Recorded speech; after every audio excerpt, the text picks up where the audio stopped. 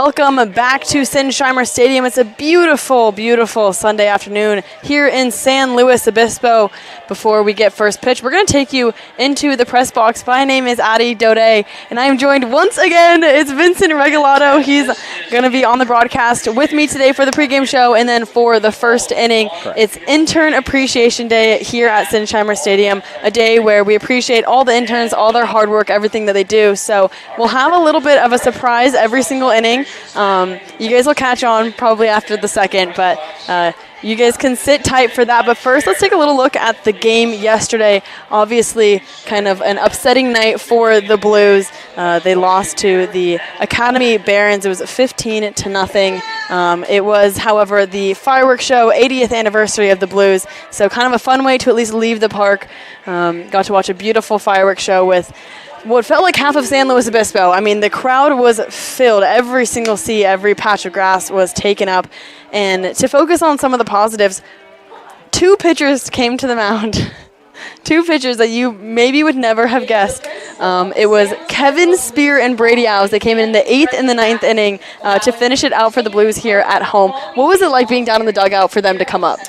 So we, at the beginning of the game, as we talked about, Addy, we only had 3 or maybe 4 pitchers available for yesterday's game. If it were to go past that, we had absolutely no idea what was going on. So as the 8th inning started to unravel a little bit and the Barons kept adding and adding and adding more runs, Kevin Spear actually came over to the coaches area where myself and Dean Trainer were sitting, says, "I got an inning in me if you need it." And then Dean was like, "All right, go warm up." And so Kevin got ready. He only needed about 10 pitches in the bullpen to get ready and actually tossed a scoreless outing. Yeah, it was one of the most impressive things I think that I've ever seen. I was actually down in the dugout with Kevin before the game, just talking up, nothing really important. He wasn't in the lineup for the day, so we were kind of just having a conversation. And then for him to come out on the mound, it was very exciting. Unfortunately, due to the amount of people who were here, the stream crashed while he was on the mound. I felt horrible about it. Thankfully, though, thanks to Vincent and a lot of the other statistic interns, we have a Synergy camera behind out by center field that has a clip of it. So we're going to show it to you guys here. It's a clip of Kevin Spear striking out one of the Barons batters. Here it is. Batting fourth, number 50.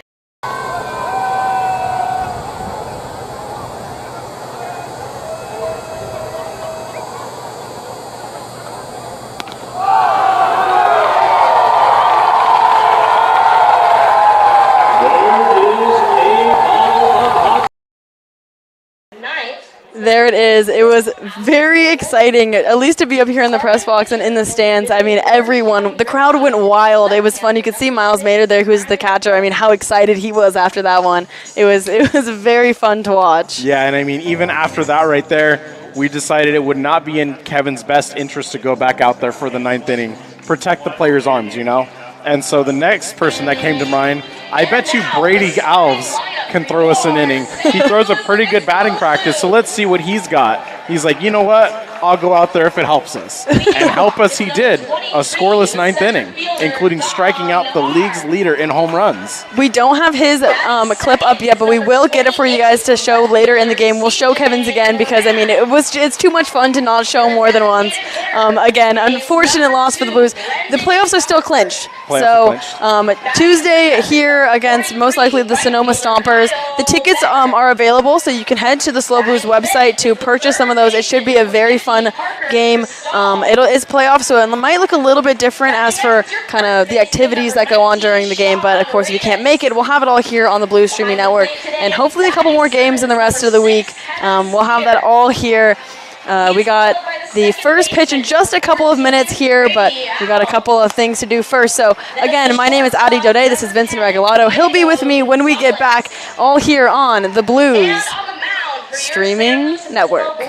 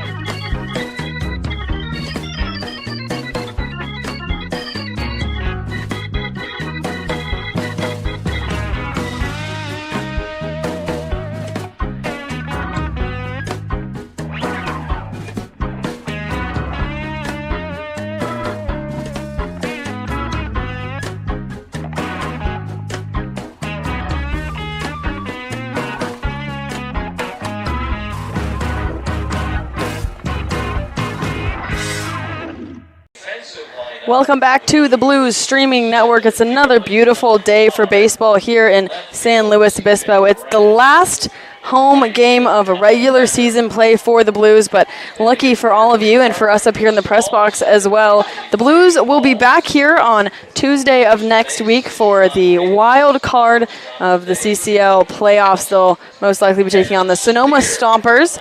And we will have it here on the Blues Streaming Network. And, of course, if you can get tickets, those are now available on the SLO Blues website. So, of course, it's going to be a fun game. Playoff season is always fun no matter when it is. So come head out to the stadium. It should be another good one. But first, we got to get through today. It's the Orange County Riptide. They've traveled up to SLO to play the Blues tonight.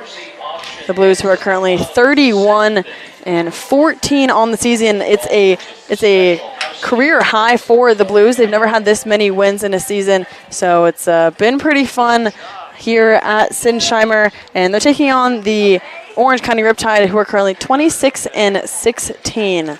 So it's Intern Appreciation Day here at the park. So we're gonna have a couple of surprises on the broadcast today, and of course, Vincent Regalado, who joined me for the pregame show. He'll be on for the first inning to help me out. It's kind of a little bit of a last hurrah here. It'll be the last time I get to have him on, and I know how much fun he was for everyone else as well. So very exciting. Very exciting. Happy to be back, Addy. I mean, in another life, I think this could have been a second career for me as your color commentator. I mean, I feel like we were kind of a really good team. Peanut butter and jelly. Peanut butter and jelly. Peanut butter and jelly. Can I be peanut butter? You can be peanut butter. Okay, perfect. All right, let's take a little look at the batting order for the Orange County Riptide as we get started here.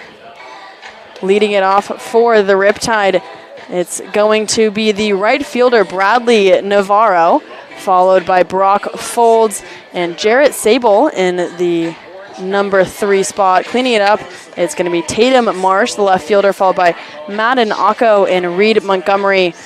Sean Romero in the 7th spot, and then it's going to be Tragan Rogowski, and rounding out the order, it's Alex Dolan.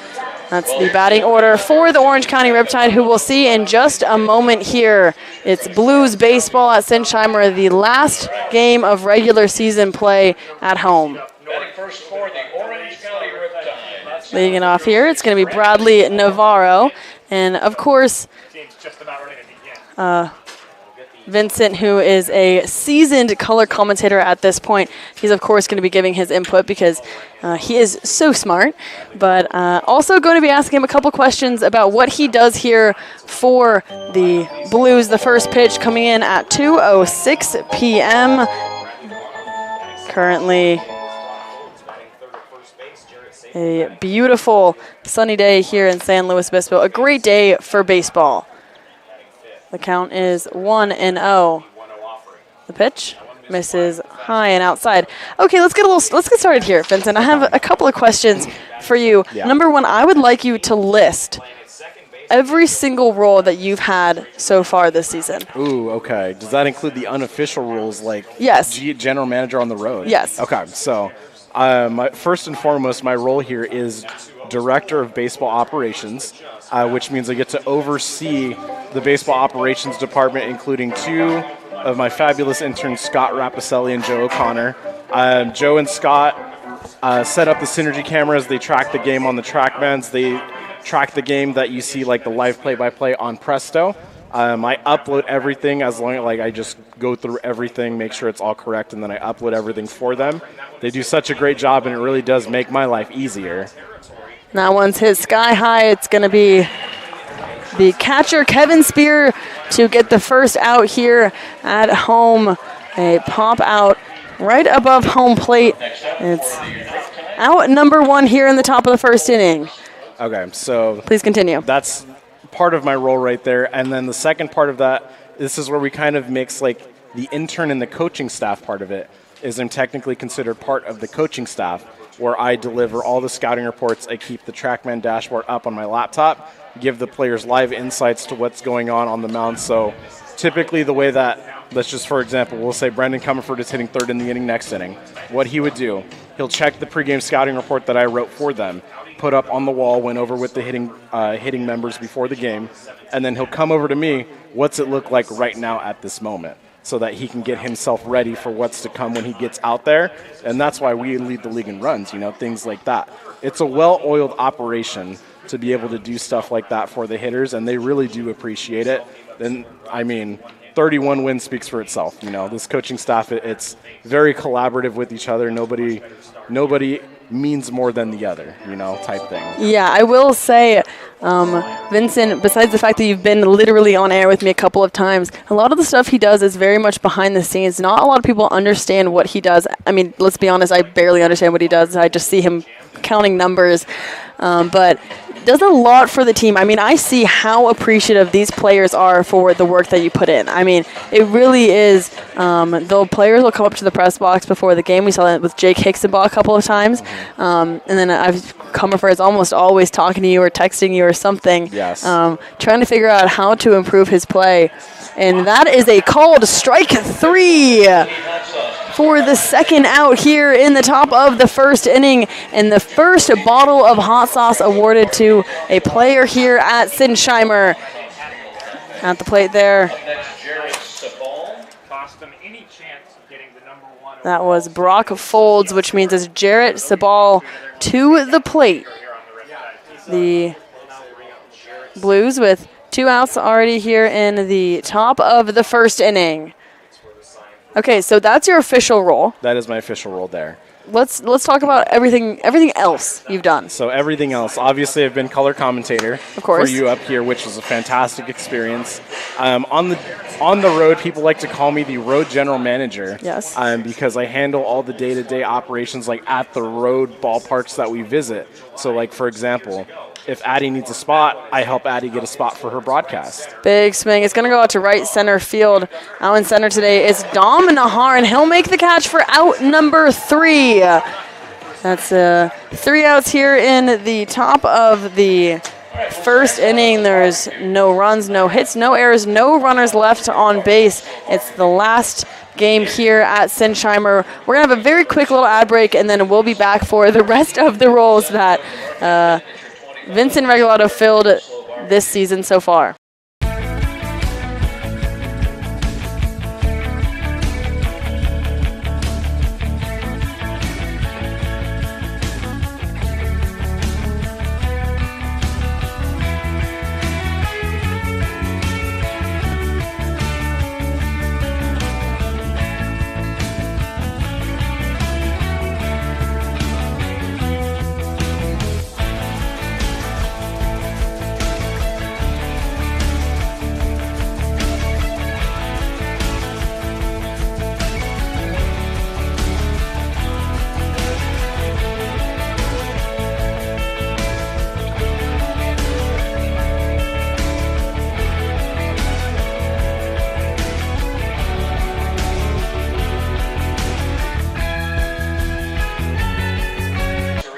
Welcome back to the Blues Streaming Network. A little bit, this is going to be shorter ads today. We've got a lot to talk about on the air. So before we get started back with Vincent Regalado, who's on with me, we're going to take a little look at the lineup for the Blues today. It's a little bit different than maybe what we traditionally have. It's going to be Dom Nahar leading it off for the Blues, followed by CJ Moran and Brennan Comerford as usual. And then Kyle Becker in the 4th spot. Parker Cristal, he's going to step to the order today. He'll be hitting 5th, followed by Sean Rivas and Kevin Spear.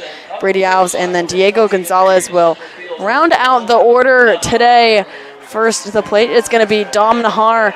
And before we get back to Vincent Regalado, a little about Dom Nahar. We've seen him kind of play or hit throughout the order a lot, kind of either at the top half or the bottom half today. He'll be leading it off, giving Chavez a little bit of a break, who's been doing such a great job up there in the 1 spot. First pitch is swung on and sent high to the right side of the field. That one is going to get a little lost, but it's going to bounce out of the glove of the first baseman. It'll be an error, but Dom Nahar will reach base safely. A leadoff base runner for the Blues here in the top of the first. And not a normal thing that you're used to seeing from Jarrett Sable there, Addy. You talk about probably the most complete and probably the best player in the California Collegiate League this year. Look no further than the All-Star Game MVP, Jarrett Sable. Probably the regular season MVP at this point, depending on your opinion. Yeah, that maybe a little bit unexpected for Sable over there. I mean, nevertheless, Dom Nahar stands on first base. And it's going to be CJ Moran who lays down a bunt down the third base side. They're going to wait to see that one go foul, and it will. So Moran will head back to home plate and Dom Nahar to first. But please continue, Vincent. Tell us a little bit more about the roles you played here. Okay, so we'll continue with the road GM thing. So a lot of what I do on the road is obviously I help you get your spots if you really need me to go help talk with some of the other broadcasters and things like that. One thing I do a lot too, and I've done this a couple times on the road, is sometimes our general manager, Nico, wonderful guy, he'll give me calls on the road and ask me to make sure that players sign their contracts, are wearing the same jersey numbers and things like that, to make sure that we're in compliance with the league. And so Nico makes sure that I'm on top of that on the road if he cannot travel with us. So I do have a role in that as well. That one hit high up the third base side. It's going to be the third baseman who makes the catch. That's Madden Akko for out number 1. It's the bottom of the first inning. Designated beer batter. And so we'll do that right there. And then another one of my roles would be, I guess, the unofficial statistician, because I am directing the statisticians. I'm not really supposed to be keeping score of the game.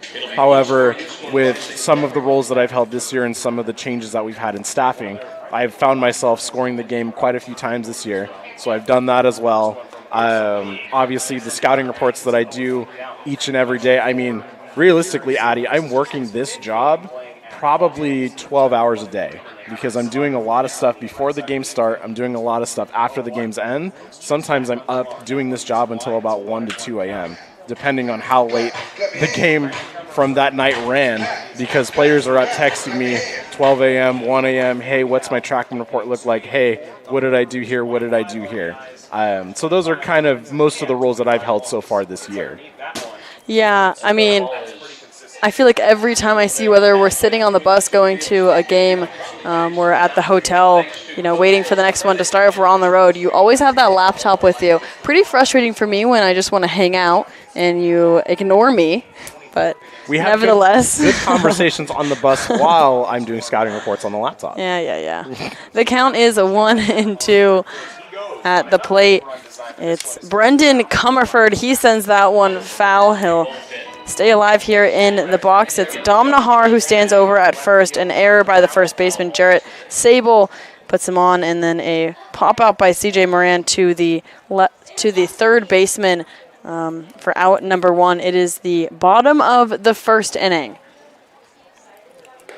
1-2 misses just outside, and the count is even. Okay, so also the road general manager. What else do you have in your resume? I really think, as far as all of this stuff goes for this year, that's pretty much it. I mean, there's really not much else to my role. It is a lot of roles for one person to maintain, and it's a lot of work for me to do. However, analytics is such a new thing to the San Luis Obispo Blues organization. So as of right now, I'm kind of just building the foundation for future staff members who may want to come here and do, provide their expertise on analytics, because obviously I'm not going to stay here forever. As much as I love this organization, as much as I love the team and the coaches, eventually I will have to move on. When that is, I don't know. But I will say that building this from the ground up has been such a rewarding experience, and I hope that I've built the groundwork for future generations to come. And speaking of kind of generations, a couple of family members here with the Blues as well. Your father, one of the coaches, and then your younger brother, also an intern. What has it been like kind of spending the summer with them? Here's the thing about my dad, and I always say this. My dad is the best coach I've ever known. He is a wonderful hitting coach, but I will tell you this. Hitting is actually not his specialty. Really? He is a pitching coach. Really? He is a much better pitching coach than he is a hitting coach, and that's saying something. I mean, obviously he's not going to be a pitching coach because Dean Trainer and Brian Trainer, they do such a wonderful job with the pitching staff here. However, he's willing to lend his expertise here to the SLO Blues because he loves working with Dean so much, and he's willing to take that role as the hitting coach, and they've done such a great job in the short time that he's been here. So it's been wonderful to see him get his props, and obviously Blue Score, U Score pricing has been quite a theme this year, and a lot of that credit does have to go to my dad, and that's 100%. You know, it makes us a great team because Yeah. I do the scouting reports with him. I go through this, that, and the other thing, and so that makes us such a great. It's great to see him at the ballpark every day and spend time with him too. You know, as for my brother, marketing and promotions intern Isaac Regalado. Mid-season acquisition, I'll say. You know, he's a guy that they got at the trade deadline type of character. But it's been awesome seeing him every day because this is actually his first job. Really? His first job, and it's been awesome seeing him show up to work every day with a smile and a great attitude and making friends. And it's been wonderful to see him excel in what he's been doing. That's a drop third to Kyle Becker. The throw down to first is not in time, so he will reach base safely, and that moves over Dom Nahar to second, a runner in scoring position for the Blues here early on. It's the bottom of the first inning. There are 2 outs. Coming to the plate is Parker Cristal. Let's just take a moment. Tell me about why he is in the lineup here today. He pitched last night. He's batting here in the 5 spot today. So Parker Cristal is a prodigious two-way player at West Valley College. He had 13 home runs and an 1,800 OPS at West Valley College this year. Also made 16 appearances on the mound. And I remember talking with Walnut Creek general manager over there at the game that we just played against them 2 weeks ago. And he saw Parker Cristal on the roster. He is one of the announcers for the West Valley baseball team. And he's like, is that Parker Cristal on your roster? I said, yes, that is Parker Cristal. He's like, man, I do not want to see that guy in this game. And that's when you know you've got a good one, is when your rival team is saying, I do not want to see that guy in this game. 0-1, misses low. That's ball number 1. Okay, so now that you've mentioned all of the hats that you've worn this season, what is your favorite, and why is it color commentating with me? Oh, man. You know what? As much as I love color commentating with you, as much as I love spending time with you, Addy, my favorite has to be the director of baseball operations role. I mean, being a coach is such a rewarding thing, and helping the team out on the field deliver such a record-breaking and historic season has been such an awesome thing to go through with these guys. It was a swing and a miss from Parker Cristal, which will end the inning here in the bottom of the first, which means it's time for the top of the second inning. It's Vincent Regalado who's joined me today. We're going to let this one go a little bit longer here just because I have a couple more questions for you, and I know that you need to get down onto the field. And speaking of which, you're in the dugout a lot. You speak with these players. Who would you say is the funniest of all the baseball players? Okay, so I thought about this question a little bit. There's a difference between funny and makes me laugh, right? Okay. Because makes me laugh, you could just be a clown. I would say that the funniest player on the team, there's two variations of them. The actual funniest player on the team, I think, would be Brady Alves. Really? Brady Alves Okay. is such a funny guy. He is the loudest person in the dugout whenever he's not playing in the game. Such a chirper from the dugout, too. You always know when he's the one saying something because his voice is just so distinct. My second choice for that would actually be Kyle Becker. Oh, and the okay. reason why I say that is because every time I walk up to Kyle Becker, I tell him that I have him in my parlay today. His nickname for me is Prize Picks because he's always hitting my parlay. And he always has such a great attitude about it, even when he doesn't hit the parlay. And it's like his favorite thing in the world is to hear that he's in my parlay. He's such a funny guy about it. Okay, so I have 2 more questions, and we're going to bring you guys back into the press box for this one, just because I'm so curious. Yes. 1, what is your favorite memory with me, and how much are you going to miss me when the season ends? My favorite memory is probably the fireworks game that we called together. That was such a great game. I mean, obviously it didn't end the way that we wanted it to because we tried to bring the camera down there. It was such a great idea. So bad. And then we did not have the audio for the Joey Blank and Jake Hickson ball interview, as we say. But it was a great memory because it was such a long game. It's like four so hours long. Yeah. We got to spend it with you, and Man. we were talking about anything and everything on the air and just like killing time while the fans in the comments were like, when are the fireworks going to start? And it was such a great day, though. He is Vincent Regalado. It's his last time joining me tonight. He has to go back down onto the field to join the players in the dugout and the coaches. It was lovely having you on. It's the top of the second inning. We will take you guys there now. Leading it off for the Orange County Riptide, it's number 54, Tatum Marsh.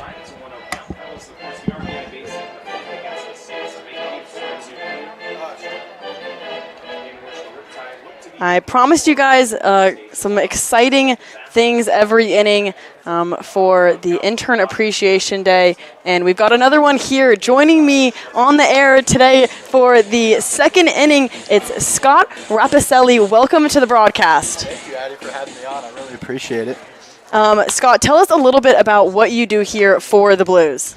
Well, my official title is Baseball Operations Intern, but it is a lot more complicated than it sounds. I'm doing anything before the game, from building bullpens, setting up tents, to then tagging games on TrackMan and Presto Sports. And what time do you get here every day? 4 hours before each game. Yep. 4 hours. That one hit high to the left side of the field. It's going to fall out of the field of play. Scott, I got a couple of questions for you as well today, and then a treat for the fans. He's going to do a little bit of play-by-play here. He's been talking to me all season about getting on the air, and you know what? I've had a long season. My voice hurts. I'm tired of talking, so he is going to take over for a little bit for me in the second half of this inning, but first I'm going to just rapid fire some, well, they're not going to be that rapid fire, but I'm going to ask you a couple of questions. You also, like Vincent, down in the dugout a lot, either during a game or, as you said, 4 hours before a game. Yep. Can you give me one player that you feel like you're like the tightest with? That's a good question.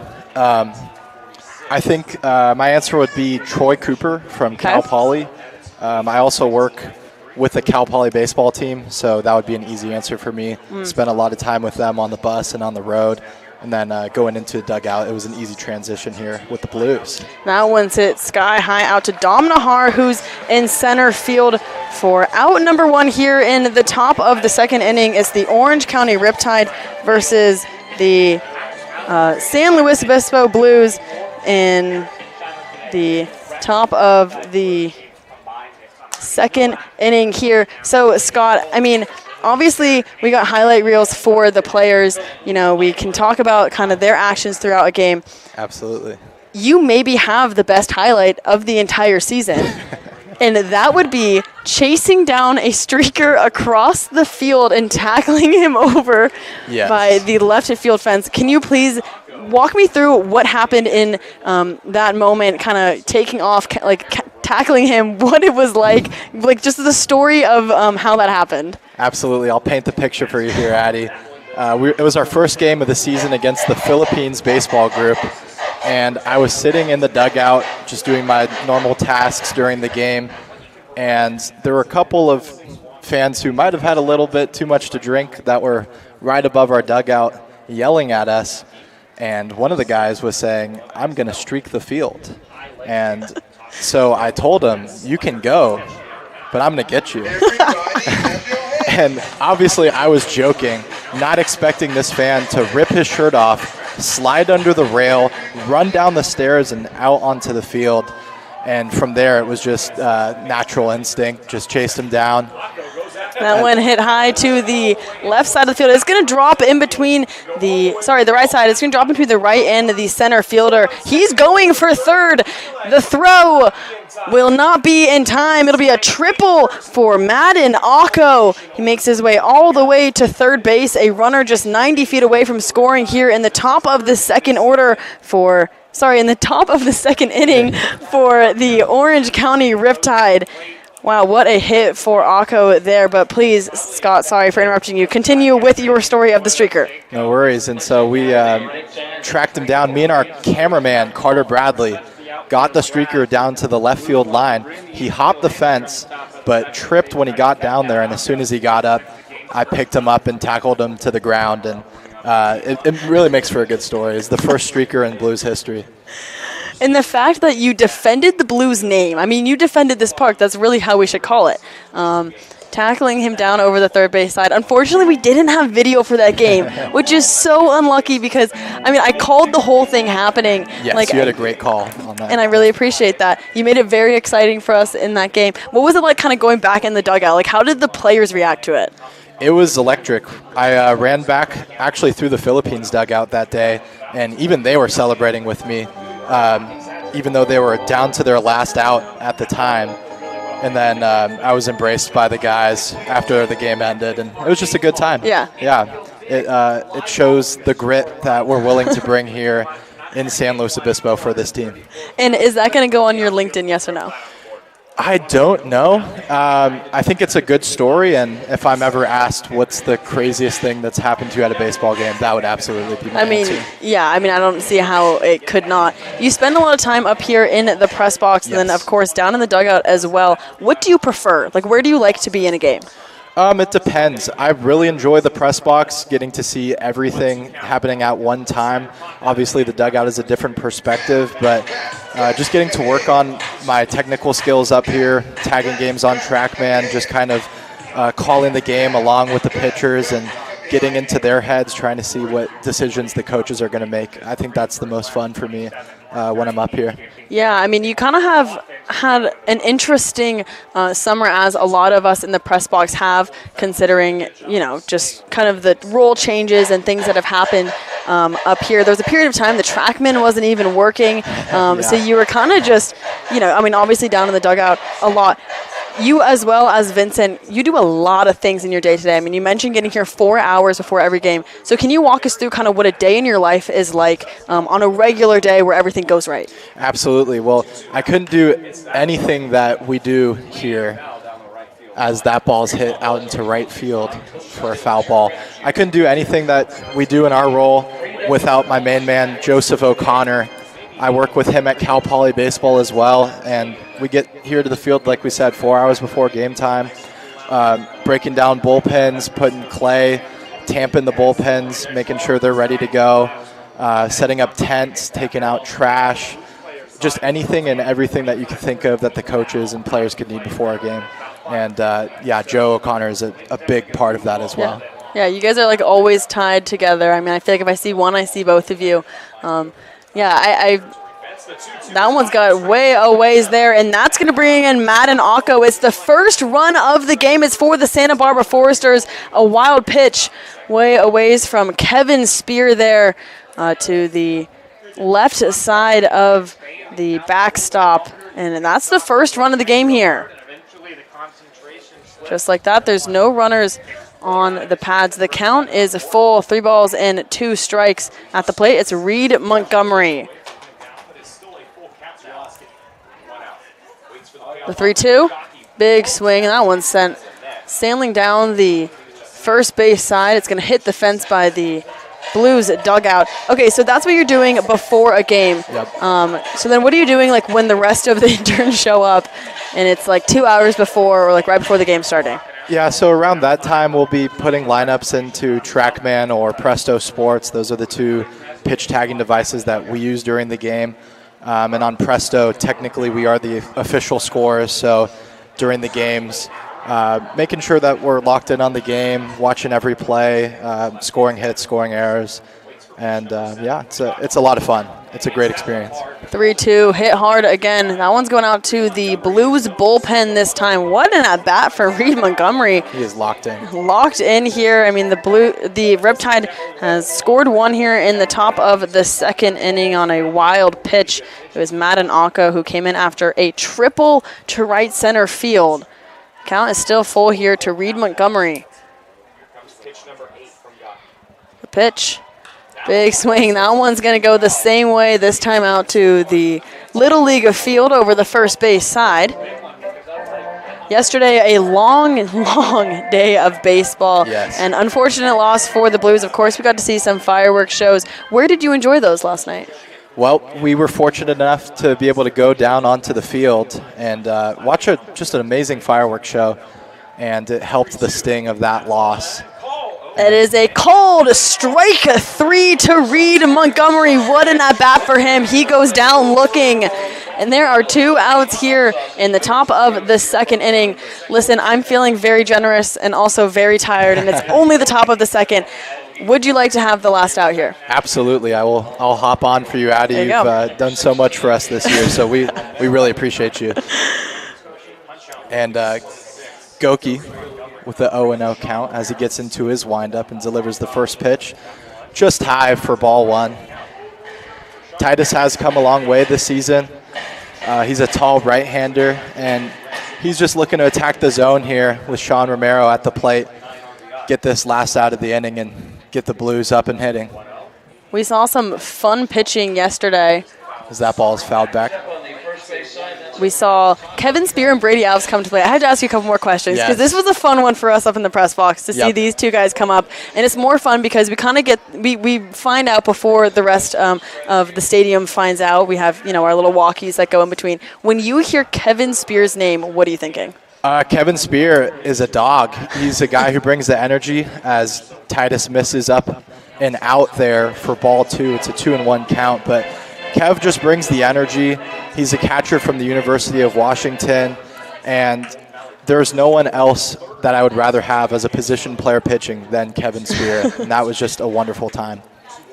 The 2-1 pitch is grounded out to shortstop. Diego Gonzalez, the shortstop from University of San Diego, comes in and makes the play for the last out of the inning.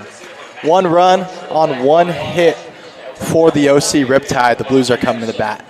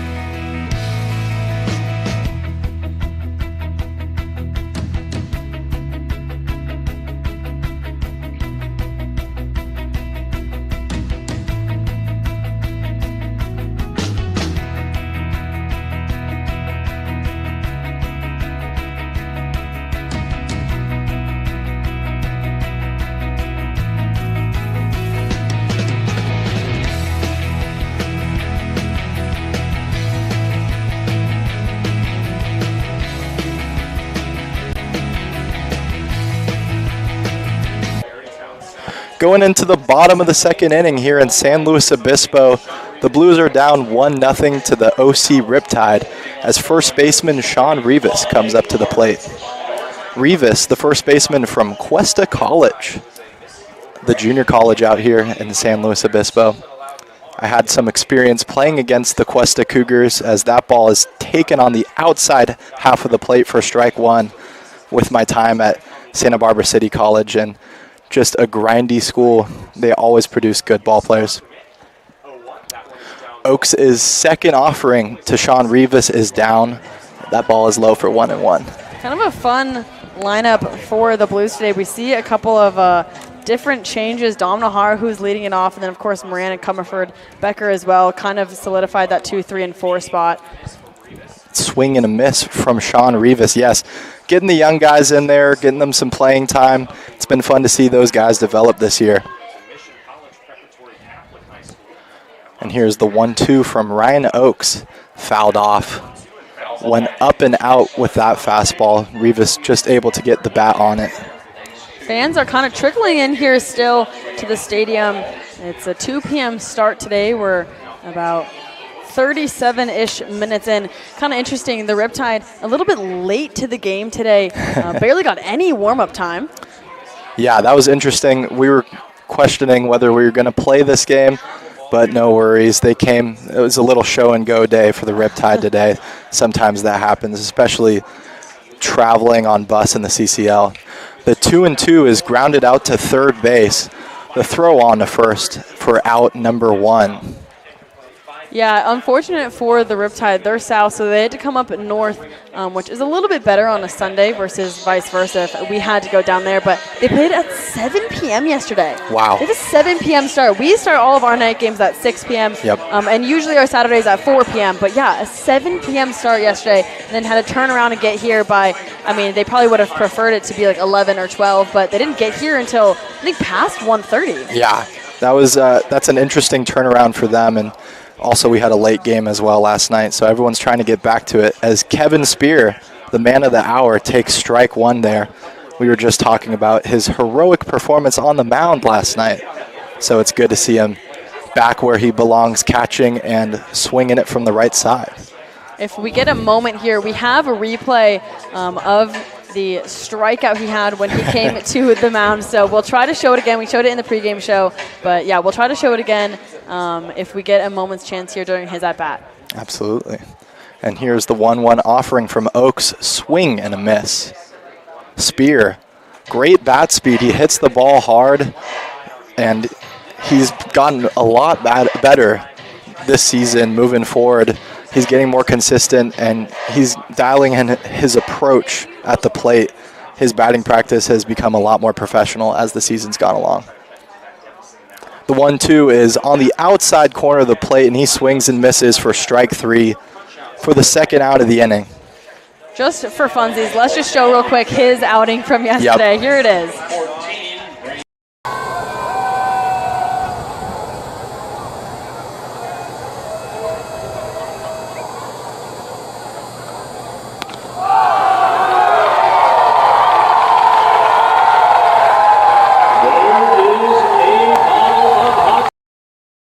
Baseman for the Blues. The 0-0 offering is taken outside, and you're seeing Oaks when he's missing today on the arm side part of the plate, missing with that two-seamer on the outer half.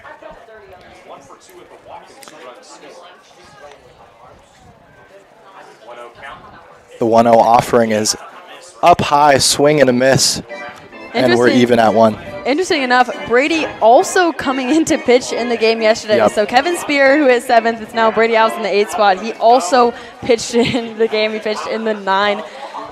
In the 9th inning, it was really, really fun to see him go as well. I mean, again, up here in the press box, we were up and cheering. I mean, it was very fun. Of course, the Blues fans who have been here for a while, who've been here all season, also recognized a little bit how odd it was that Kevin Spear and Brady Alves came in. So it was fun for them as well. As Brady Alves swings and misses there for strike three. And I really appreciate you for having me on here, Addy, and thank you to all those who are watching out there. It was a great season with the Blues, and I hope that we're playing a couple more games here in the postseason. Yeah, I mean, we will have a game here on Tuesday, so we'll have it all here on the Blues streaming network. But yes, hopefully a couple more home games over the weekend. That would mean the Blues in the championship game, so we'll see. But of course, I told you guys that we had a couple more fun things to show, and we have one here. It's one of the on-game promotions, and we're going to keep it live for you guys today, let you guys watch it. Zoom in just a little bit here so you can get a better look at what's happening here. It's Kevin Spear behind the plate, and this happens every single game in between the second and third inning. What he'll do is try to throw it down and hit that little white thing out there, and if he hits it, a lucky fan will win a prize. So we'll see if he can get it here today. It'll be on the throw down to second, kind of a fun little promotion that we do here at the Blues. We got a couple of promotions going on today, so we'll have them here on the broadcast. All right, looks like he's going to do it here, so we'll see if he makes it. All right, here's the throw. And, oh, he hits it. He hit it. I think I heard that. He hit it. He definitely hit the bottom of it. 100% hit that. 100%. Wow. All right, Kevin Spear, there you go. Lucky fan will win a prize with that. But another surprise here on the broadcast. We'll take you guys into the booth again before we start here. Carter Bradley. How's it going, everybody? Welcome to the broadcast. The third intern who's going to be on with us today. We'll take you guys back into the booth in a second, but of course we do have some baseball to play here. It's the top of the third inning here against the Orange County Riptides.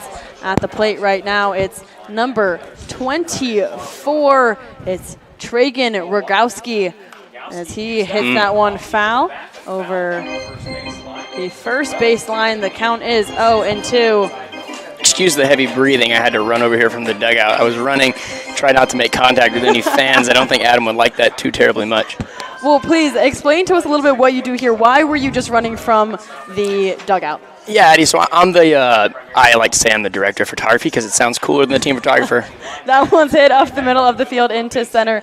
It'll be a base hit, a leadoff base runner for the Orange County Riptides. They are currently up 1-0. It's the top of the third. Okay, so you're the director of photography. Tell us what that means. So I basically manage everything that comes to do with photography, and I help a lot with the media aspect along with David Wilson down in the dugout. But I do everything that comes to taking a photo. So there's taking the photos, and then you take time into editing and processing and selecting and then captioning so every player knows what photo is theirs. And there's a bunch of intricate details, but to dumb it down for everybody else, it is literally just taking photos and editing photos. So, but I love my job. I'm in the dugout almost every single game working down there. It's definitely an interesting environment. It's a lot calmer up here in the press box.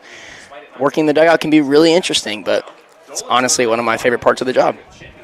Shows bump, pulls it back, shot down the first base side, trying to get off that leadoff base runner, not in time, but that'll be ball number 1.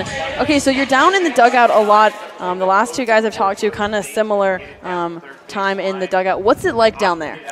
Yeah, the dugout it's chaotic. It's also unpredictable. You know, you never know what's going to go on in the dugout. We got a bunch of college-age dudes who are rather interesting. So you hear some fun things, you hear some not so fun things, but in reality, like that's why I work in sports. Is it's unpredictable, it's fun, you never know what's going to happen. So I love it. But yeah, it's just, if I had to use one word, I'd say unpredictable. Originally from Texas, you go to Texas A&M. What's it like spending this? What's it like spending the summer here on the Central Coast of California? Oh, it's hard to explain. I've never been to California before. This is my first time out here in California, and I can honestly say this is the prettiest part of America that I've seen. Really? Yep. I've been to New York. I've been to the East Coast, and it's cool and all, but it's kind of gloomy. But it's hard. You can't beat California. I was telling my parents just yesterday that this is not the last time I will be in SLO. I may not come back and work here next year, but I will be back here one day for sure. This town and this area has a special place in my heart for sure. 100%.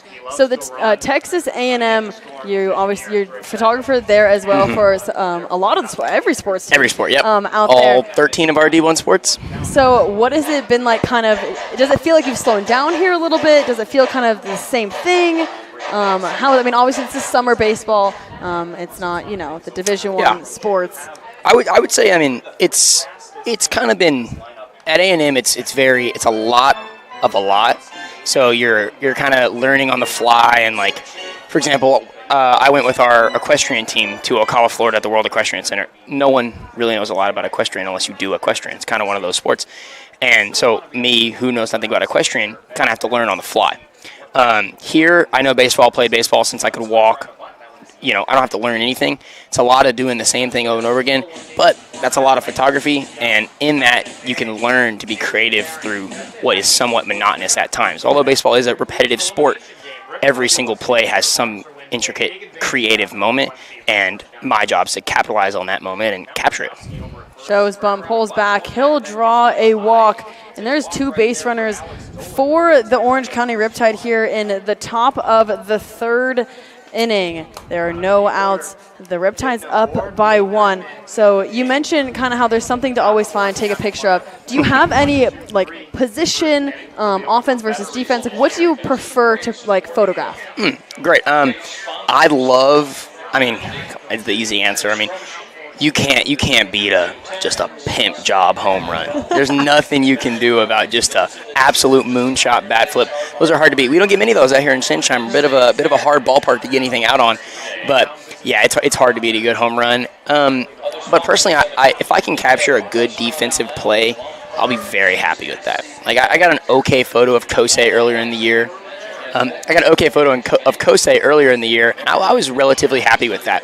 You know, I kind of like to set expectations on what I like to get, but honestly what I've learned is I don't really like the game action. I like what the pregame, the postgame, the celebrations, like that's when you see the emotion and the true character of the players besides just the monotony of wind up, pitch, throw, wind up, pitch, you know what I mean? Yeah, a little mound visit there to Gaki on the mound, but we will resume play here.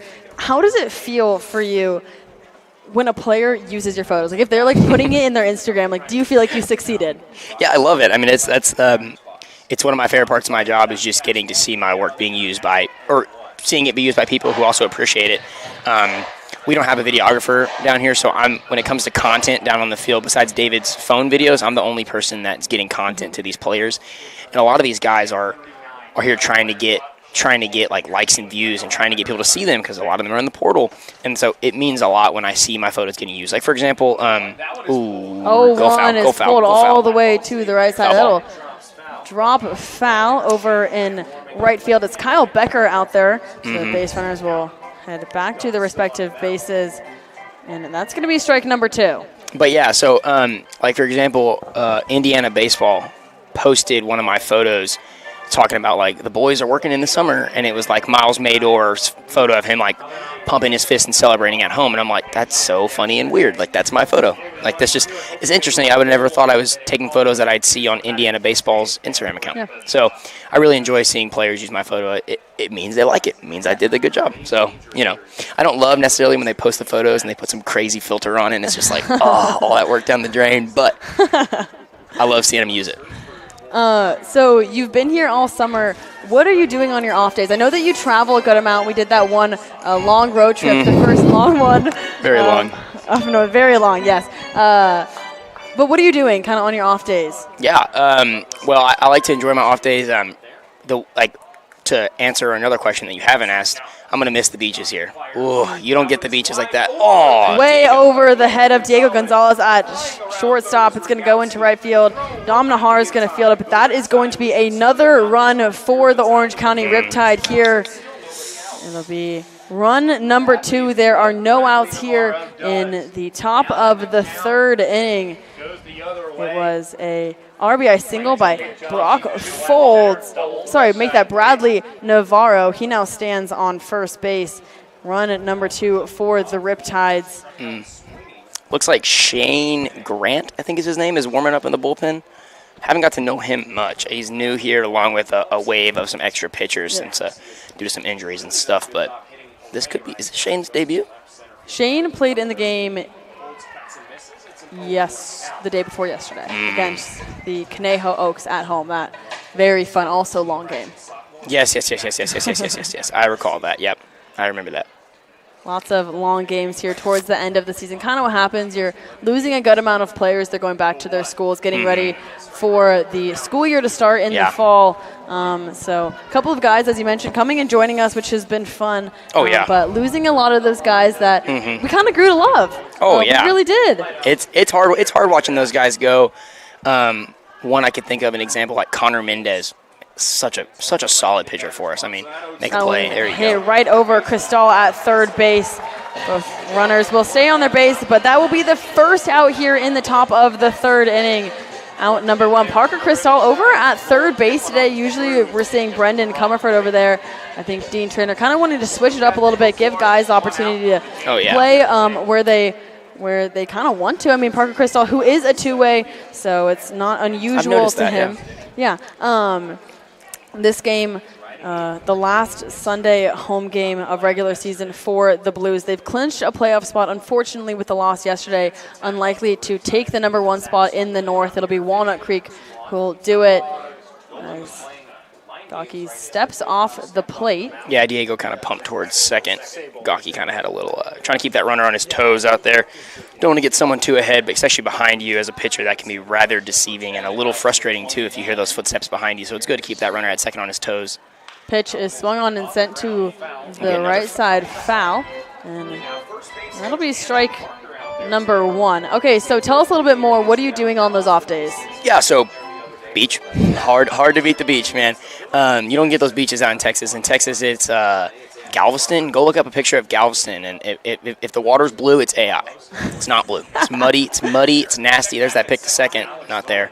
But, yeah, so Galveston's not pretty, and everyone can tell you that. So you don't really get nice beaches unless you maybe drive to Florida, and even when you do, it's real hot. So to be out here and to be able to sit on the beach and not have a heat stroke and enjoy the water is awesome. Water's cold, I got to tell you that, but it's refreshing when you're a little warm. So, yeah, I'm gonna miss the beaches. That's what I do on most of my off days, and to be honest, I spend a lot of time editing and a lot of time sleeping. I've been sleeping a lot, sleeping a real lot this summer. But that's what you do, man. These are long days. Like we didn't leave the ballpark till 11:30 last night, picking up trash in the outfield. So there's a lot we do out here. But yeah, I mean, when I'm not working, I'm still kind of working. But I try to enjoy my days off at the beach with some of the fellow interns out here. So yeah, but Addy, if you don't mind, can I do a little play-by-play for this batter right here? You know what, and I would love you to. You can actually take the rest of the third if you want to. Scott did the same thing for me. You know, I was saying it's been a long season. My throat hurts. You know, I'm tired. I don't blame you, girl. You do that. I'll score here. Yeah, well, I'll do my best. I want to say his name is. There's that pick off into center. Domnahar fields it. Gonna be no play at third. Runners advance. To second and third here with one out. Titus Gocke's still on the bump. I'm going to do my best impersonation of, I want to say his name is Sparky. He's the Astros radio broadcaster. Astros are my team. Not real popular out here. I get a little hate for that. Well, you know what? I support it. I know you do. You don't have much of a choice, though. I don't have much of a choice. You know, I'm kind of a new fan, so I hope that I'm welcomed. My brother drafted last year to the Astros, so kind of have to become a fan now. So I'm kind of with you a little bit there. Well, a little bit. Welcome to the team. Yeah. That's going to be another foul ball. A lot of hard-hit foul balls today. But, yeah, we got the infielders in here with one out. Dean looking to try to cut off that run at home. Really not wanting this to get out of hand a la last night. So let's just try to, keep it in reach today. But yeah, Titus with the wind and the delivery. That'll be a ball outside. Titus gets in a bit of a flow state. For those who don't know that word, I can translate it to all you out there. Flow state's kind of when you reach a mode where you're just kind of flowing. Think about like, let's think, like you're learning to juggle and the first few hours are real tough. But once you kind of get the hang of it, you reach flow state, and then you're just juggling. Then you're on your unicycle and you're juggling. That's a lot like what Titus gets when he's pitching. That first inning, he kind of reached that flow state. He's coming off the mound with a Conor McGregor kind of strut, He kind of got in that flow state, and now Titus is out here with runners in scoring position, and we're kind of seeing him struggle to get that grasp. But no worries, I know he got that flow state in him, so I'm waiting him to get some traction here and watch him get in that flow. Full count here. Titus comes set. The 3-2 delivery. Ball way outside, wild pitch. That's going to score one.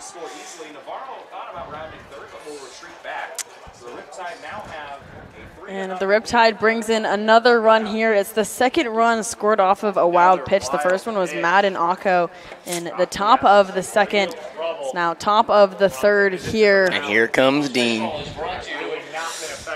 What has it been like being down in the dugout with Dean? I mean, he's an interesting man. I've spoken to him a couple of times. I've made him laugh, I think. Yeah. I'm not sure, but I think I have. What's it been like being down there all season with him? Yeah, I'm going to try and keep this as professional as possible. Dean is a very experienced manager. I have to tell you that right now. The guy knows baseball. He's got he's won a World Series with the Marlins. I mean, this dude has been every little aspect of baseball. So I have nothing but the utmost respect for him on that aspect. I think he really has a good way of handling these players in a role model sense. Everybody respects him. They know he's been through it all. But at the same time, Dean is also a character. It's real interesting to be in the dugout. He's got some fun words he likes to say whenever stuff happens. I wouldn't be shocked if some fans sitting behind first base have heard some of those fun words. I sure have. But, yeah, so Dean's a character, but there's a lot to learn from him, honestly. I mean, I like to, when I get bored sometimes, I like to sit back and just kind of observe the way he works because a lot of history. He's going to talk to the home plate umpire right here. Like, of course he is. Who knows what he's saying, but if I was a home plate umpire, the last person I'd want to talk to is Dean Trainer. That's for sure. So it looks like it's going to be a pitching change here, so just for fun, we'll bring you guys right back into the press box here we go. Because why not? You know what? I got to say hi to my parents. All the way out in Texas, I texted them and told them to hop on the broadcast. My dad actually loves watching the games. He tries to. The time's a little different, so he watches the broadcast. If you guys are watching, get in the chat, say something. We'd love to respond, talk to you guys a little bit. You can text me, but I won't be able to respond right now. A little busy. Sorry. Can we get a what's up, Carter, in the chat, something like that? Come on, Rhett. I know if you're watching the stream right now, dude. I know you have YouTube. I know you can type in something. But yeah, hello to my family, Alphen, Texas. My mom and my dad are coming up here pretty soon, so should be good to see them. And then I'll hit the road August 3rd and head back home to Texas, and life goes back to normal. And you're driving. And I'm driving. Yep, 25 hours. Yeah, that was. The way up here was a marathon, but honestly, I kind of enjoy it. It's peaceful. It's peaceful to just kind of sit back in the car. I'm a big music guy, so it's good to just kind of sit back. So is your family going to come out to drive back with you? Yes, my family's going to come back and hopefully watch the we saw your shout out. Okay, my sister saw it. Don't worry. But yeah, so blanking on what you asked me. What'd you ask me? About the drive back. Okay, so your parents are coming back. They're going to come back and hopefully watch the championship series here at Sinsheimer. Okay. But we are going to leave August 3rd, and they're going to drive back 25 hours with me and stop in Albuquerque and see my grandpa and do a few things on the way there. But, yeah, it's a fun drive. I didn't know what to expect from the drive on the way up here, but we came kind of past Bakersfield and in that, just desert for 6 hours with $8 gas, and I was like, is this hell? What is this? I'd never seen something like that before. But, yeah, so back to the action here with Shane Grant on the bump. Set in the delivery, bunt shown, ball outside, throw down to second, not there. Runner goes home. Brady Alves has no throw to home, and the runner scores on definitely a designed play there with runners on first and third. I remember being in high school and having to practice that. Often, sometimes having the catcher do a pump fake to second, or we'd have the pitcher cut off the throw to second. Whatever you could to kind of get that runner on third off his toes and try to cut down that run coming into home, but. Need to get some grip here for the Blues. We cannot have this get out of hand. We had a few messy innings last night, and it's just, we got to finish. Got to get out here and got to get these outs and get through it and get some runs on the board. We didn't have our first hit till, the fifth inning last game? Something like that. So, it's tough, but it's baseball. We've seen a lot of it this year. So. A total of, I think, 3 hits on the game for the Blues. It was C.J. Moran who had the first hit. It was a single into right, I want to say, right? Into right in the bottom of the third inning. Yep. That was the first Good hit. block from Kev there. Let's talk about Kevin Spear for a second. I got to give this guy some kudos. I hope his parents are listening. Kevin Spear is a very, very nice man. I have to put that out there. I want to say he's 22, maybe 21 when he's going to senior year, going to his grad year. Kevin is a very, very nice guy. He's been really welcoming to a lot of the interns, very kind to all of them. He stays back. Him, Miles Mador, and Sean Rivas, the 3 catchers, they always stay back. They're the last people to leave the field every game. Kevin may not be the biggest dude or the guy who can hit it the farthest, but that guy can definitely show some leadership in the team. The way he's a leader to Miles, who's a younger catcher, a leader to Sean, who's a younger catcher. It's something that I think is underappreciated in baseball. But I have to say that, watching the way Kevin manages this team, secondhand manages his team, it's a really cool thing to see, and I definitely appreciate him for the way he acts. So just want to put that out there. Shout out to Kev.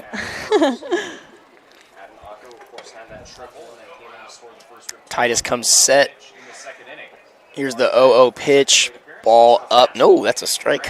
What am I to call it? It's hard to tell up here. I gotta say, it's hard to tell. It's kind of a weird angle. It's a press box, but a bit of an odd angle. Can't really tell. It gets hard especially when you're sitting where I am, to see down the first base side. That one, I'm standing up and leaning out of the press box to see where that. We see you standing up. I've last night when that ball's popped up, Diego calls it and catches it.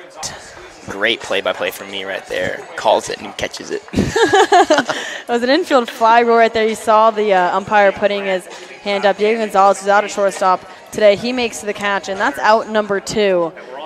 Yeah, it was very animated last night. And I don't blame you. There wasn't much to cheer for last night, so a Kevin Spears strikeout in the top of the 8th inning is pretty hard to beat. And Brady Alves, what about Brady Alves ending the game? Well, kind of ending the game. on a strikeout too. You know, I would have never had that on my bingo card. I would have put $1 billion Brady never. Allis was gonna. That was a legacy game for him, Yeah. and I am beyond happy. 100%. Yeah, I mean, I was ecstatic up here. I mean, there was, again, not much to talk about that entire game. So to have something to be that animated, I mean, people must have thought Hard that to we beat. were winning 15-0 just like by the sheer joy in my voice. The dugout, man, the dugout. They were about quiet ever since that third inning. They were Yeah. real quiet. But when Kevin got that K, woo-hoo, the boys were cheering. It was it's a fun environment. These are a real interesting group of guys. Like if you don't follow our social media page, please do follow us at SLO Blues, SLO_Blues_CCL.com, whatever. Follow our Instagram. David has amazing social videos of just how hilarious this team can be and how goofy at times they are, and it's real fun to watch. It really is. That's one thing I'm going to miss going back to Texas A&M. As fun as Texas A&M is with its professional sports and all that stuff, like these are really talented athletes at A&M. I'm going to miss the silliness of this team, the goofiness, the lightheartedness. Like, it's going to be tough to meet. Shane's struggling to find the zone here. We need a. Well, actually, no, I'm wrong. He's got a 1-2 count here. Let's see him put him down here and get us into the bottom of the inning. We should have a promotion coming up after this, right? We should have a promotion. Yes, we should have a promotion coming up after this. So, again, we'll keep it running here to let you guys see that it's. I feel bad because it's a lot of fun coming to these games, and I realize that not everyone's able to do so. So we're going to show the promotions today. It's actually going to be fun because it is Intern Appreciation Day, which is the reason that I'm going to have interns on all throughout the game today. Big shocker. So, but we're going to show the promotions because it's the interns who will be participating in them. Usually it's fans pulled from the crowd to do all the different activities that we do. But, yeah, today it's going to be the interns. Swung on and missed. Strike 3. Shane Grant gets out of the inning, giving up no runs, I don't believe. He gave up one on was it a wild pitch? It was a wild pitch. That was Shane? Okay, well, yeah. Well, regardless, out of the inning. A little bit of damage, but we're moving forward. We're going to send to ads, and then, like I said, if there is a promotion, we'll come back. If not, I'll have a new intern on when we get back. Carter Bradley, thank you so much for joining me. I know you got to get back down there and keep taking some more pictures, but it's been fun. I hope you enjoyed hopping on the broadcast. Yes, thank you guys so much. Okay. Awesome. Well, good luck back there. And then, again, we're going to go to ad break, but we'll have another intern on when we get back, and I'll introduce you guys to him shortly.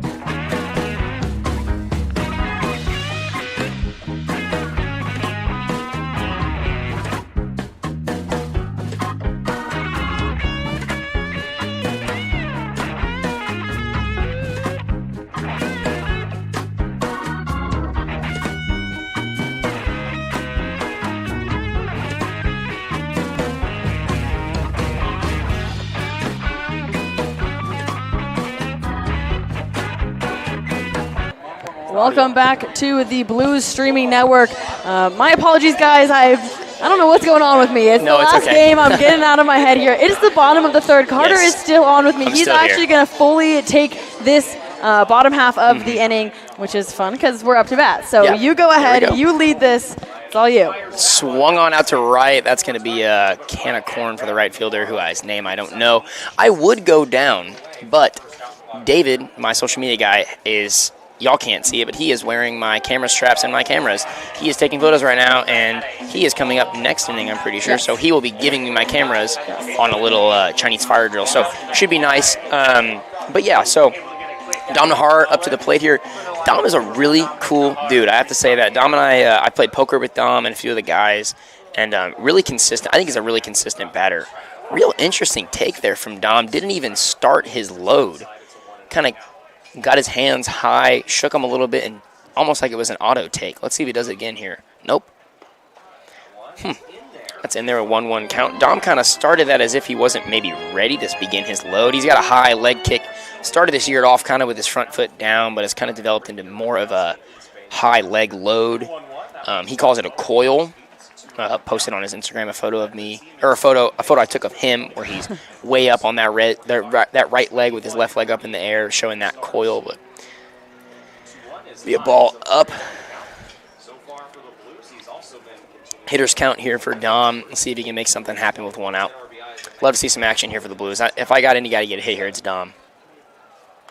That ball is fouled straight back into the netting that still has a little bit of confetti left on it. Last night was so interesting on so many aspects. We had a Hummer drive on the field. We had fireworks. We had confetti come out of what felt like nowhere. I mean, I didn't know that was going to happen. That's going to be the fourth ball of his at-bat. Dom walks here to be the, second runner on base today? Third, I believe. Third. She's doing the scoring.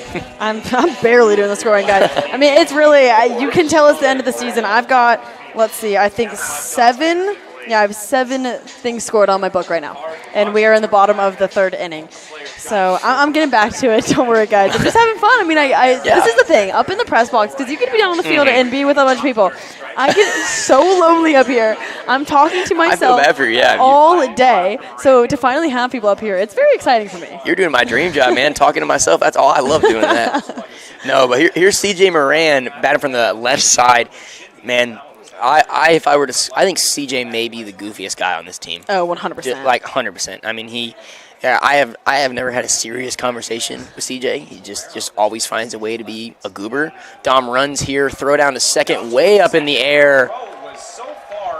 Good deke from the shortstop there, kind of faking a throw down to second, keep Dom on his toes, but that ball was nowhere close to being a tag. So Dom advances here with a runner in scoring position now with one out for CJ Moran. You know, CJ hit probably the farthest ball I think I've seen one of our Blues players hit at a San Francisco Seagulls game. You know, they didn't have much of a fence out in right. It was kind of temporary, but CJ hit one onto what was the playground out in right field. So, yeah, I mean, he smoked every little bit of that baseball. So I would be shocked if CJ maybe did one right here. I'm just trying to call my shot, guys, if you're wondering. You know what? And if you have that, I will be so happy for you. I won't be jealous in one bit. I'll be honest. I'm clip it. We'll put it on the gram. Clip it, and yeah, it's going on the gram. Yeah, that trip, first road trip we went on, it was an interesting one. Popped up right side. First base seemed to be under it. He dropped one earlier in the game, so would have loved if he dropped another, but it is what it is. Now comes Brendan Comerford. I just noticed this, that Brendan always walks to the batter's box in the same way with his bat on his right shoulder every single game. Really? Same routine, there's nothing different he does about his entire routine, and I think it's interesting the way he walks with a bat on his right shoulder. It's interesting. Well, they say baseball players very superstitious. Very, very superstitious. So it's not surprising at all. I mean, I never noticed it. I can't see that kind of stuff from up here, but yeah, when you see the same guy bat to the same walk-up song 130 times here at these home games, you start to kind of pick up on maybe some of their routines. One of my favorite, I wouldn't say necessarily my favorite, but one I see Miles Mador once got called, the Dom goes, throw down to third, going to be high, and Dom is there. Runner on third now here with 2 strikes and 2 outs. Brendan Comerford, our beer batter also. But anyway, what I was saying, Miles Mador, one of our catchers from Indiana, once got called by one of the players the walking rain delay, because every time he comes to the batter's box, he takes a practice swing, he waits till his walk-up song is played, and then he slow walks to the batter's box. You know what? You're right. And they call him the walking rain delay because he likes to take a little bit of time to get in his box. And, you know, I got nothing against it, but it is kind of funny. And when they said that, I'll admit I was laughing. I try not to laugh too much in the dugout. I'm a giggly person, but that had me laughing, I will admit. I noticed because his walk-up song plays the longest, and I'm like, where is he? Ooh, wow. That was a nasty off-speed, and that will be the 3rd out of the inning.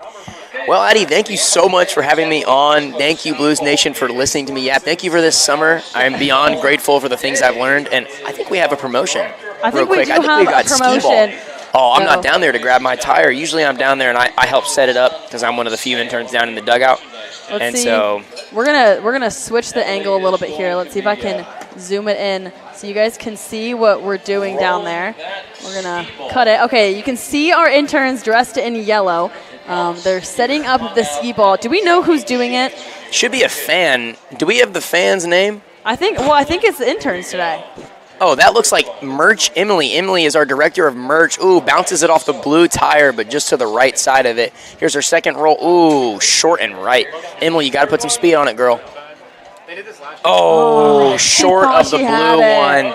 Good rolls, but I've learned this trick is you kind of got to give it some juice. Most people don't ever get it to the white tire. Yeah. But yeah, all right, well, thank you so much, Blues Nation. Thank you again to the entire Blues organization for letting me have this amazing summer and ending it off here on the broadcast with all of our amazing viewers. So, Addy, thank you guys. Addy does a great job, by the way, going through all this crap. She's doing it all herself. So, thank you guys. See me down the field. Say what's up. All right, we're going to go to a little bit of a short break, and then we will be right back with another intern here on the Blues Streaming Network.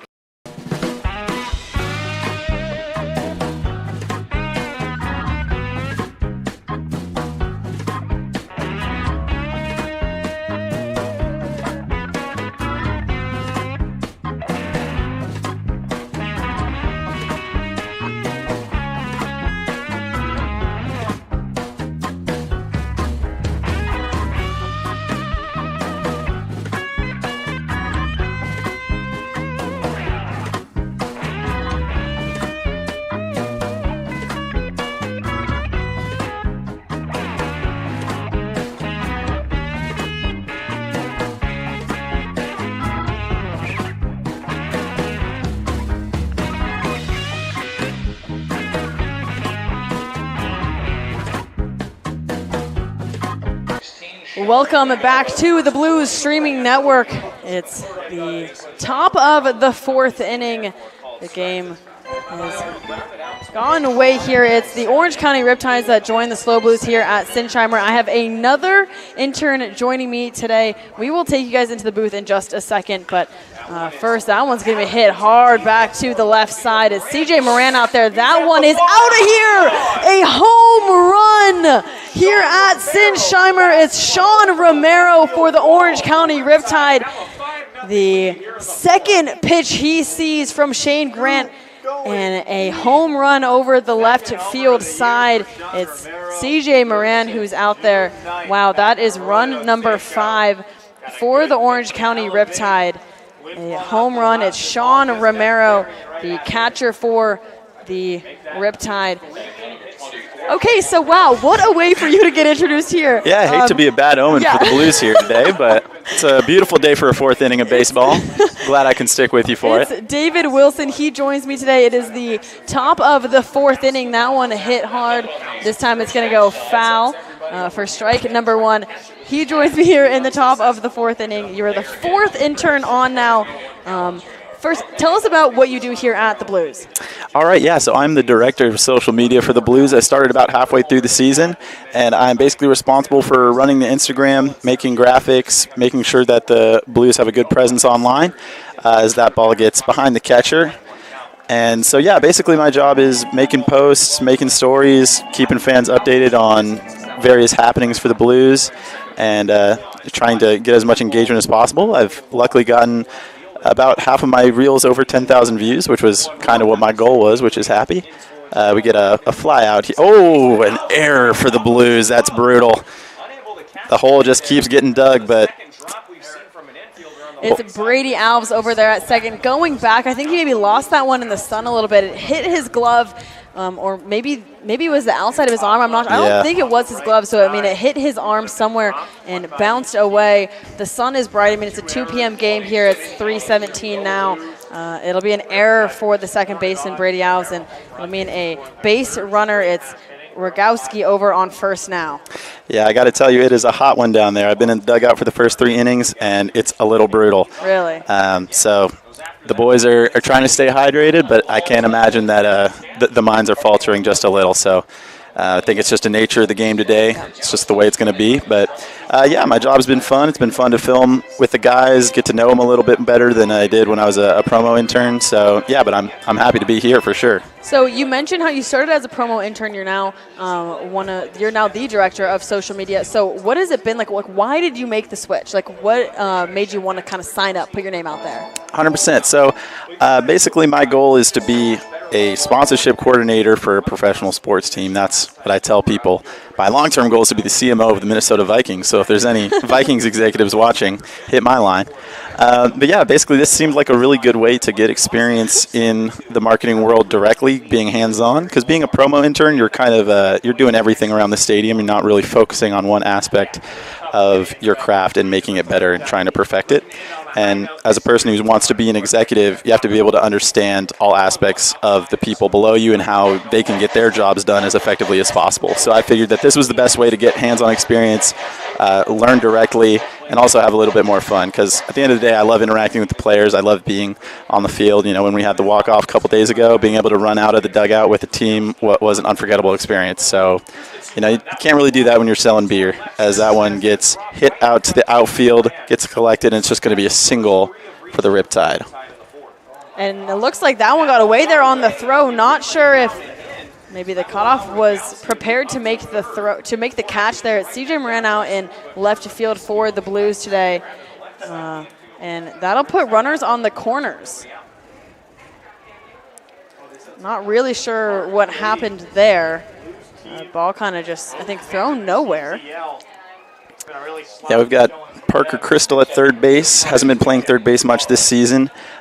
Made a pitching outing yesterday. And so, yeah, maybe there was some sort of miscommunication between the outfield and the infield there.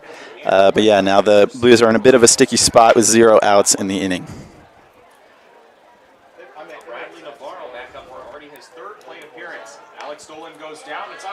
That one's hit sky high. It's going to the left side of the field. It'll be caught by the catcher, Kevin Spear. That is the first out here in the top of the 4th inning. Over on first base, it was Alex Nolan. He took off, stealing for a second before that one popped up and had to take his way back to first base, which means there's still runners on the corners this time and out here. And that brings up Brock Folds to the plate. So before you transitioned to social media, what was your favorite part of being promotions? Like what were you doing as a promotions intern? I'd say definitely my favorite part was interacting with the other interns. We've got a great group of people here today, so shout out to our GMs for getting this great group of interns together. It was just always made it fun to come to the ballpark. You're always having fun conversations, interacting with interesting people, very diverse set of people. And then, of course, interacting with the fans. I've always been a customer service guy. I've been a personal guy, so it's kind of fun to interact with people who are excited to be at the ballpark. So, you know, I've worked restaurant jobs where people are, you know, grumpy or tired, but at the ballpark, generally people are pretty happy. Even if your team is down, you're here for a good show, here for a good time. As we get a stolen base for the Riptide from first to second. It's Alex Dolan. He's moving over to second base now, which means there's 2 runners in scoring position for the Riptide here. There's just 1 out. It's the top of the 4th inning. Score is currently 5-0. At the plate, it's Brock Folds. Yeah, I got to say my favorite part of being a promo intern is that one is hit foul. My favorite part of being a promo intern is definitely hanging out with Bluebell, being able to interact with all the kids with Bluebell, taking pictures, doing the Footloose Frenzy. It's just always a good time.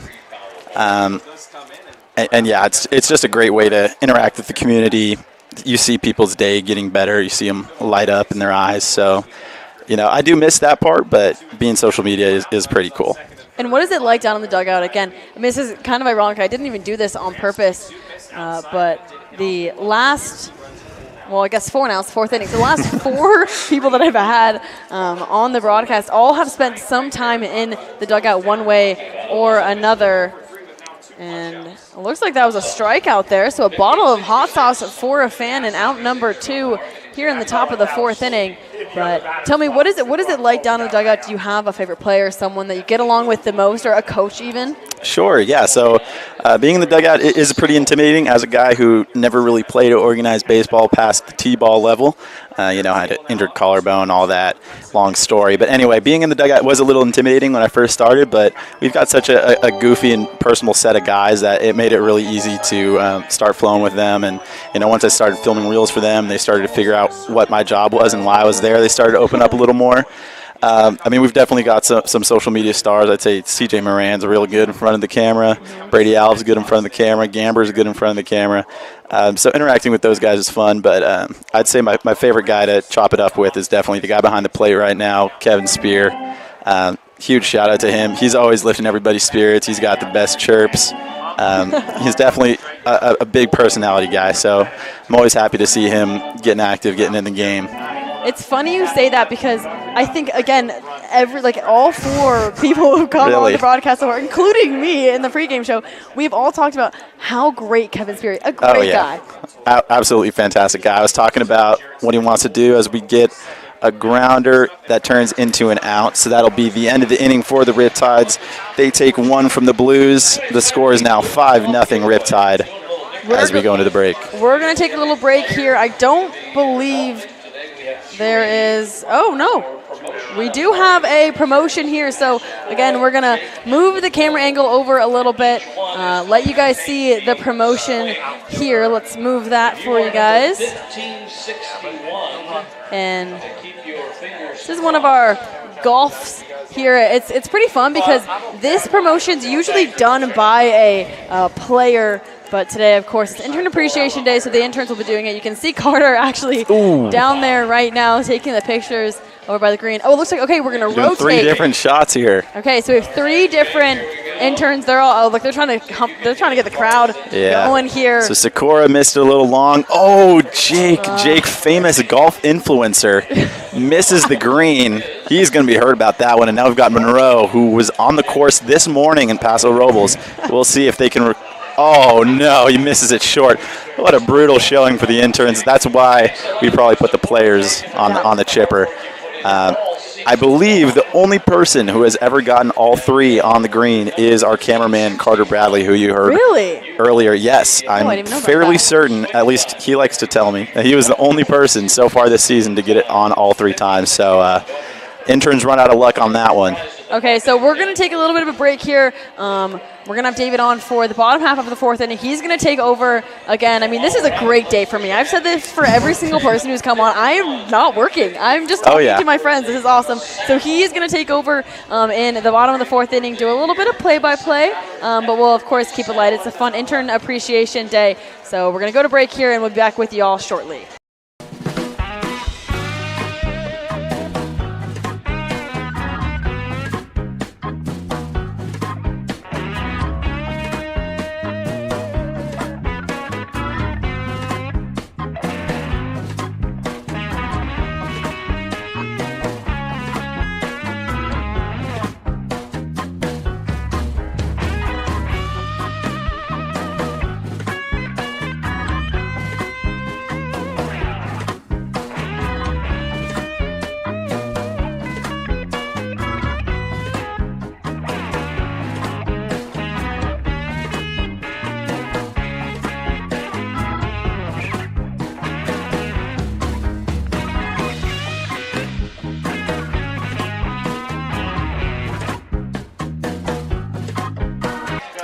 And welcome back to Sinsheimer Stadium. We're at the bottom of the 4th, and we've got Kyle Becker coming up to bat. The left-hander hits one foul for his first pitch. Kyle Becker's a great guy. He's always fun to talk to in the dugout. He's pretty serious when he's at the plate, but when he's in the dugout or when he's not active, he's a pretty loose guy. So we'll see the second pitch here. Comes in fast, and he hits it straight towards the pitcher. He misses it, but it will be an out at first for Kyle Becker. So 1 out for the Blues. Over at shortstop, it's Brock Folds for the Orange County Riptide, and then, of course, Jarrett Sable over at first. We saw the little error from Sable in the bottom of the first inning. It was a pop-up by Dom Nahar. I mean, it was kind of weird when it pops right out of his glove. Obviously just didn't squeeze that one hard enough, but he'll get the out over there. Oh, the boys were chirping him for that one, that's for sure. Now we've got Parker Crystal at the plate. Takes strike one for the first pitch. Parker Crystal, I believe his first time in a position as a position player here at Sinsheimer. He pitched in the game yesterday. Takes ball one. Yeah, I do know he played third, I believe, at the Foresters game away, but this is his Sinsheimer debut as a position player.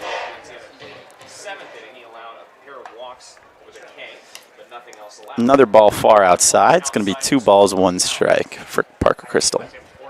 It's the last Sunday of regular season play.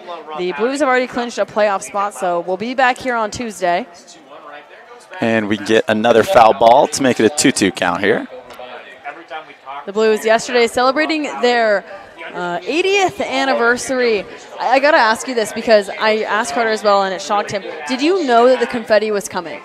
I did not. I really didn't. I was over by the kids with the Footloose Frenzy, and we heard some pops go off as that one is hit hard to center field. Center field is tracking back, and he does catch it, so Parker Crystal will be out, and it'll be 2 outs for the Blues.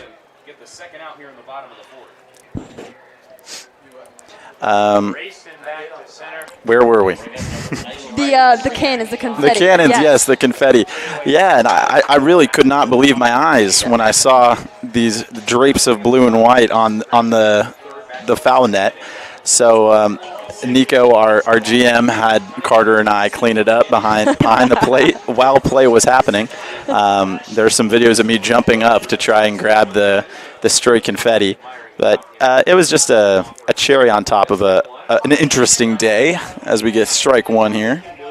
Yeah, I got to say, because I think that I know they came somewhere over here in the press box area. I had no idea. It scared me so badly. Yeah. I mean, it was so loud up here, too. And I had no idea that was happening. Yeah, it was one of those things where, like, you could be mad about it or you could just accept it. And I think that's what we decided to do. Yeah. You know what? It was something to cheer for. That's for sure. As we get another ball far outside. Looks like there was a little pitching change for the Orange County Riptide. It's Noah DeBella in now. He came in for Ryan Oakes, who started it off here. It's the bottom of the 4th inning. Another ball far outside. It's liking that spot for whatever reason. The deuces are wild here. It's 2 balls, 2 strikes, 2 outs. It's Sean Rivas at the plate.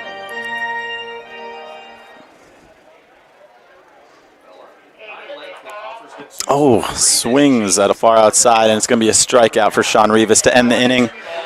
And, yeah, thank you very much for having me. It's been an absolute blast. Good to get a game from this view. It's beautiful up here. Yeah, no, it's been fun having you up here, so thank you for joining us. I know, again, 100%. you also have to go back down to the field, so thank you so much. I hope you have a great rest of Intern Appreciation Day. I will, and I got to say, just have to plug the Instagram, SLO_Blues_CCL. We're trying to get 9,000 followers by the end of the season. If we can get it done, it will have been a job well done for me. So if anyone's listening out there not following the Instagram, make sure to follow. More good content's coming. And thank you very much for having me. Of course, we're going to go to ad break now. We will be back here shortly on the Blues Streaming Network. Sorry, folks, actually not going to end break. There's a promotion happening right now. It is the Advents Challenge Rescue Race. They're going around, and it looks like it's going to be a pretty clear winner. I have no idea who is out there right now. Looks like we've got Isaac and Carson along with Holly and Rebecca. Holly and Rebecca with a very disappointing showing. Oh, it might be Eli and Carson. Looks like they're the winners today. Yeah. I was talking to Rebecca earlier. She was trying to strategize. Looks like whatever she came up with was not quite the play. But unfortunately, she's not going to be able to get that one back. So it's a victory for Carson and Eli. All right, we will go to break now. Again, we will have the top of the 5th inning here on the Blues Streaming Network when we get back.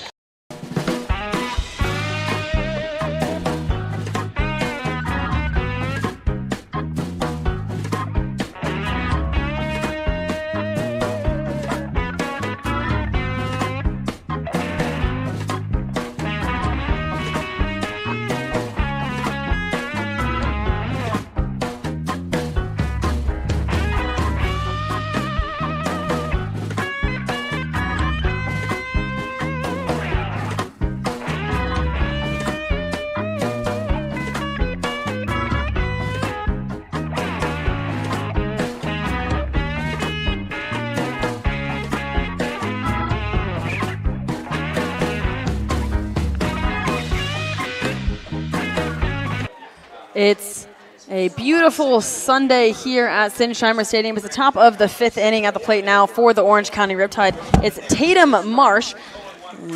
Count is 0-1 here on the mound. It's Shane Grant for the San Luis Obispo Blues. It's the last Sunday of regular season play. That one's going to miss high for ball number 1. I have another intern with me.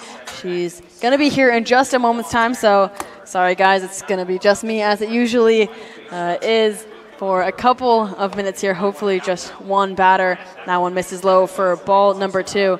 It's been fun. As I said, when Carter was on, gets a little lonely up here. You know, I'm by myself most of the time. You know, I've had Jacob for a good amount of time, and then obviously Vincent, who was on with me for a while. But I'm glad to have some of my friends up here. That one's going to go over to Cristal at third. The throw over, it's going to be a pick, a big stretch from Sean Rivas, but that will be out number 1 here at Sinsheimer Stadium. And I'm going to pass over the mic. Just give me one moment here, folks.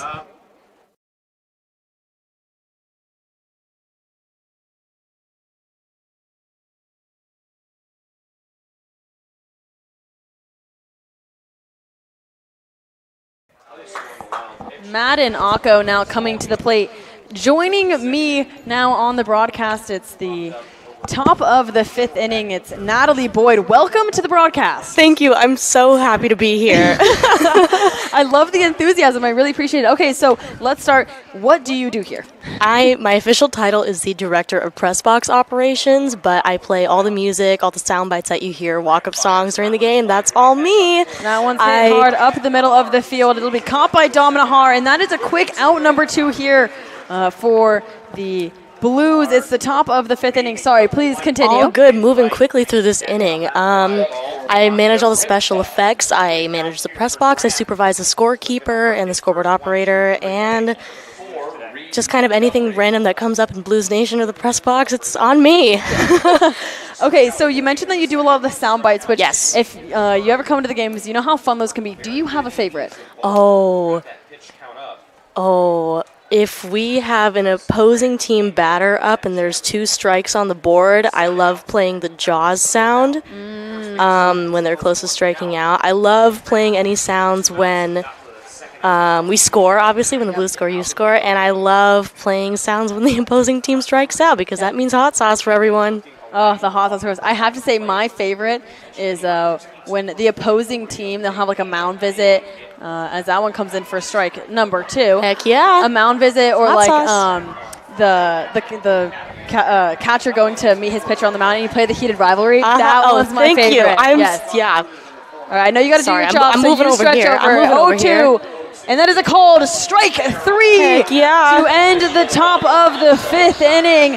The Blues facing just the minimum. It's Reed Montgomery who strikes out looking. And just like that, a 1-2-3 top half of the inning. I don't believe any. No, I'm wrong once again, folks. There is going to be a promotion here. It's actually one of the favorite. It's the slow derby, which means there's going to be promotional interns holding the. Let's see if I can zoom in there for you guys to see. Yep, there they go. Oh my goodness. We'll see who's. I cannot see at all. You guys, this race is not staged. Let's say that these interns are actually running this race all the way across the warning track. Big lead. I have no idea who's out there. No idea. It might be caught. I think it might have been. I don't know who that was. It's Ghost Rider. Not sure who that is, but we got a winner here. One of the fun promotions that we do, of course, it's the interns taking it over here. All right, we will head into the bottom half of the 5th inning first. A little ad break, and then we will have it back here. Natalie will hop on again with me here shortly.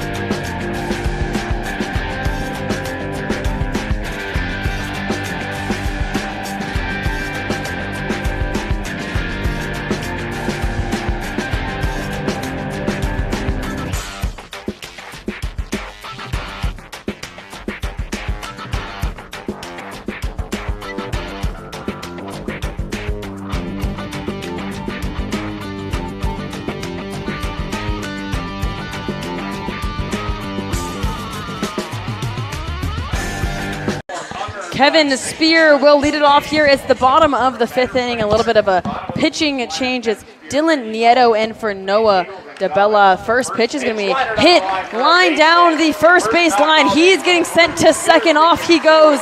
It'll be picked up by Bradley Navarro in right field. The throw to second will not be in time. And just like that, the Blues with a runner on second base. It's Kevin Spear who makes his way around. A first pitch from Dylan Nieto, and Kevin Spear doubles. All right, Natalie is back here with me again. Yes, absolutely beautiful double from Kevin Spear, who we actually saw on the mound yesterday. I would like to reiterate that. He is technically not a member of our, I guess he is now, a member of our pitching staff. Amazing. Nicest guy you'll ever meet, by the way. Okay, this is not staged, guys. Every single person who has come on has mentioned how nice Kevin Spear is. Really? I swear, guys, this is not staged. He is just that nice of a guy. Yep. He really is. All right, that means to plate now. It's a Brady Alves. He shows bunt. It'll go foul. So that'll be strike number 1. It's Brady Alves to plate, who also had a pitching appearance yesterday, yes. Also stepped to the mound. It was a fun game, as you can see. We can't get enough of it. We're talking about it all the time. Every intern has mentioned it. It's been fun. But a runner on second is Kevin Spear. A double down the first base side just keeps that one fair. The Blues, who are currently chasing 5 runs. It's 5-0. The Blues with just 1 hit. It's right there. Kevin Spear. Big swing and a miss for strike number 2. There are no outs. It's the bottom of the 5th inning. Okay, so we were talking about your favorite ones. Again, I'd like to reiterate. My favorite one is the heated rivalry sound. It is so good. It gets everyone laughing. My roommates were here last night, and they absolutely loved it. So that one's a fan favorite, I know for sure. That idea came to me in a dream. 0-2. That one's fouled off to the right field side. Brady Alves will stay alive here in this at-bat. But, yeah, okay, so how do you think of them? You say that one comes to you in a dream. Sometimes it just comes to me. I'll be listening to a song. Like, I'm a huge classic rock fan, and the band Foreigner has a song called Double Vision. And I was listening to that one time, and I was like, double? Like baseball double? And it came to me. I was like, I gotta play that if we get a double. And sometimes I'll just think of them, and sometimes they'll come to them in dreams. Music's a big part of my life, so I'm listening to it all the time, and I'll just, think of these ideas. But yeah, heated rivalry, all the things she said is definitely a big if you know kind of thing. Yes, so 100%. Yeah. That's a swing and a miss from Brady Alves. He'll strike out here in the bottom of the 5th inning. That'll be the first out, which brings up Diego Gonzalez, the number 9 hitter. He's over at shortstop today, giving Diego Murillo a little bit of a break today. He'll come up with a runner on second base. It's Kevin Spear, who doubled out to right field. The first hit of the game for the Blues will be a ball in the dirt to Diego Gonzalez. Okay, so you talk about how you're the director of press box. With that comes a lot of duties. I think personally my favorite of yours is your generosity in bringing us baked goods every once in a while. Something, again, that you guys wouldn't know about on the broadcast. But yes, she brings baked goods all the time. It is so delicious. Do you have a favorite one you've made? And then I'll give you my favorite one. Oh, that's a good question. A while ago, they might be making an appearance, so watch out, press box crew. And that is a catch in the air out in center field. Diego Gonzalez. It was a shallow hit to center. It's Alex Dolan who makes the catch. Kevin Spear, who was kind of taking off for second base, got almost caught there. The throw to second was not in time, and Kevin Spear was safe. That one kind of getting away from the second baseman there, so he dives back safely in time. But that is out number 2 here, which brings up the top of the order is Dom Nahar. Yes, back to the baked goods. That's what I know. Yes, important conversation. Towards the beginning of the season, I made these chocolate. It wasn't really chocolate. It was like vanilla flavored white chocolate. I think it was covered Oreos, and I used icing and I made them look like little baseballs. So it was little white Oreos with red frosting to look like baseballs. They tasted really Those good. Were so good. I was gonna say that maybe really? One of my favorites. Because they were so fun too. Yeah, very festive. Yes. Yeah, those ones were fun. And then you made, what were they, snickerdoodle or sugar cookies ones? Oh, yeah, I made snickerdoodles one time. Yeah, I've made I made Rice a lot of Krispies, those. and one time I made chocolate chip cookies for the entire staff. Yes. Shout out my mom, Gina, my biggest support system. We were in the kitchen for hours doing that. That was a good one, yeah, that was yeah. at the end of a very long homestand. Yeah. But yeah, I love baking. Got to keep my press box crew happy. Yeah. Count is 0-1. Kevin Spears steals. He will reach third safely. The throw not in time. The count is 1-1 to Dom Nahar, a runner 90 feet away from scoring for the Blues. Yes, so of course I just had to highlight. I had to let everyone know how generous you are to make us Thank all you. Snacks up here. I mean, it can't be great for me. I literally just sit here and eat baked goods all day. We had brownies yesterday. Quite literally, if you are in the press box, you get maximum 1,000 steps per day. Yeah, I went from getting 13,000 steps at school to sitting down the entire game here. Entire game. Yeah. We have comfy chairs, though. We do have comfy chairs, Thank goodness. yes. Yeah, at least yes. us. I know there's a couple of us. I hate to say it, but Scott and Joe back there, they don't have the best chairs. But we have really comfy chairs, I will say. The count is 1-2 to Dom Nahar. He laces that one in the gap between the shortstop and third baseman. In comes Dom Nahar. And the Blues score. You score the first run of the game. Here is Kevin Spear comes in on an RBI single from Dom Nahar. Natalie had to run over there and set off the cannons for the first run scored here. It's Kevin Spear. The score is now 5-1. The Orange County Riptide still leading the Blues, but that brings up CJ Moran. Yep, like I said, special effects management. Yep. Okay, so speaking of which, you do special effects, you do the music. You don't get to choose the walk-up songs, though. I don't. However, do you have a favorite? Oh, well, my favorite's up here. CJ Moran. CJ Moran, who just a little blooper out into right. Dom Nahar is going for third. He gets there in time. CJ Moran with a single, following the single from Dom Nahar, who now stands on third, makes his way all the way around, again 90 feet away from home plate, and runners on the corners. So yes, okay, CJ Moran, your favorite. You can't beat Twerkulator. I'm not gonna lie. Yes. Talk about another great dude. Really high energy, really nice. I mean, you can't beat CJ. You can't beat Twerkulator, honestly. Another one of my favorites, like I said, I'm a big classic rock fan. When Spencer Gallimore was here, he had Renegade by Styx, and I dug it every single time. I do like Kevin Spears' walk-up song as well, will say. He just ran in. Yeah. At the plate now, it's Brendan Comerford. He's the beer batter of the day. We're actually doing it a little bit different here for the last game. He's the beer batter. He's on our team, which means that if Brendan Comerford reaches base in any way, shape, or form, it is blue score, you score pricing, which means half off basically everything over there at beer 1 and 2. The count now 2-0. So if he were to draw a walk here, a hit by pitch, anything of that nature, it's blue score, you score pricing for the fans. Now, okay, I don't want to get messy here, but I feel like, you know what, it's the last home game. Do you have a least favorite? Least favorite walk-up song? Now one hit over to the shortstop. He'll touch second base, and that will be out number 3 here in the bottom of the 5th inning. Natalie's got to run back and play some music here. It is another promotion, so I can leave the camera as it is so you guys will hear it. But please, Natalie, get messy. Your least favorite. Messy. Oh, no. I don't want to offend anybody. You have to say, okay, don't say the player. What's the song?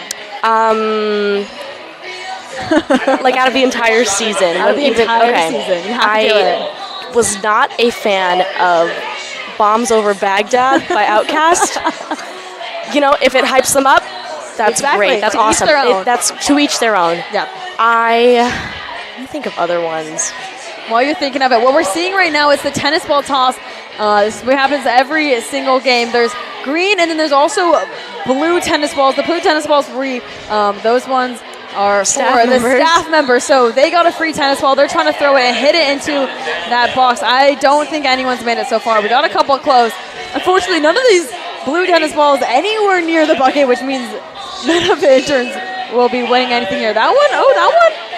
No, it bounced away. All right. So it doesn't look like any Blues fans are going to be winning these here.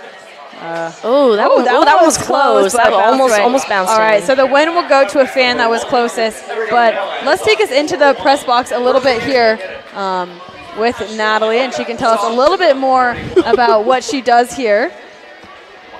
Hello, I'm standing, not sitting this time. Yes, I'm here. She has to keep running back and forth, so she sits over there. So she's running back and forth. Okay, so do you have any more that you dislike? Any more least favorite? I was not a fan. Okay. I'm not the biggest country music fan, I will say that, so maybe I'm a little biased, but was not a fan of Real Good Time by Aaron Watson. Okay. You know, I just didn't think it was, I mean, coming from my perspective, I'm a big fan of walk-up songs that really hype up the crowd, and I just didn't think that did that. You know what? And to each their own opinion. Okay, so she is Natalie Boyd. She is the director of Pressbox. Thank you, Addy, for having me on. Of course. I gotta go back to my music laptop. Has to go back to your job. We're gonna go to break for just a second, and then we will have another intern on here in the top of the 6th inning. Yes.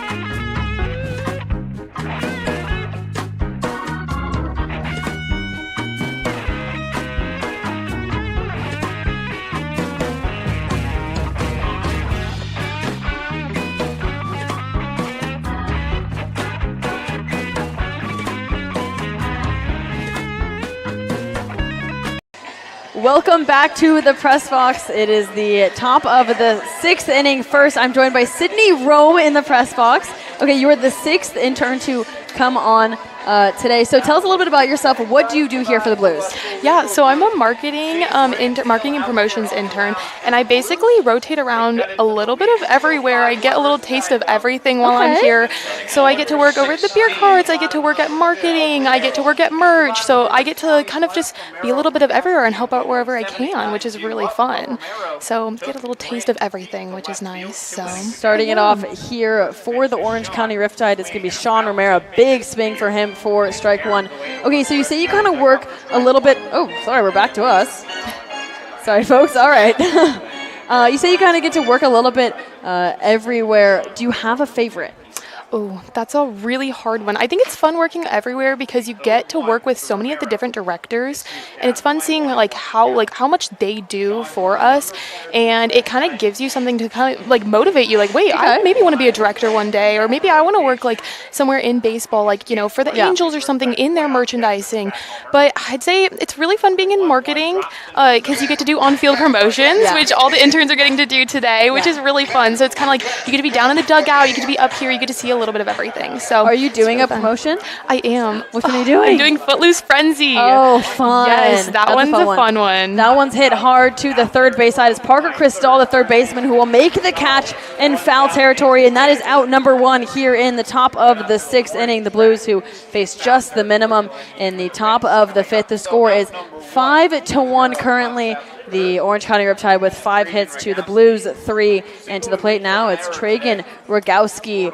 So you also said that you worked a little bit at the beer tents. Yes. I have to know because I see it all happen from up here. That one's hit on. That one's going to go foul for strike number one.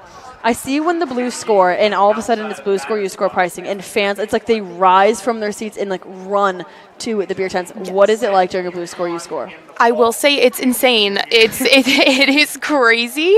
I mean, people love it. I mean, how can you not love it? It's a great way to promote our beer carts, but it's also a great way to just celebrate the Blues scoring. It's so fun.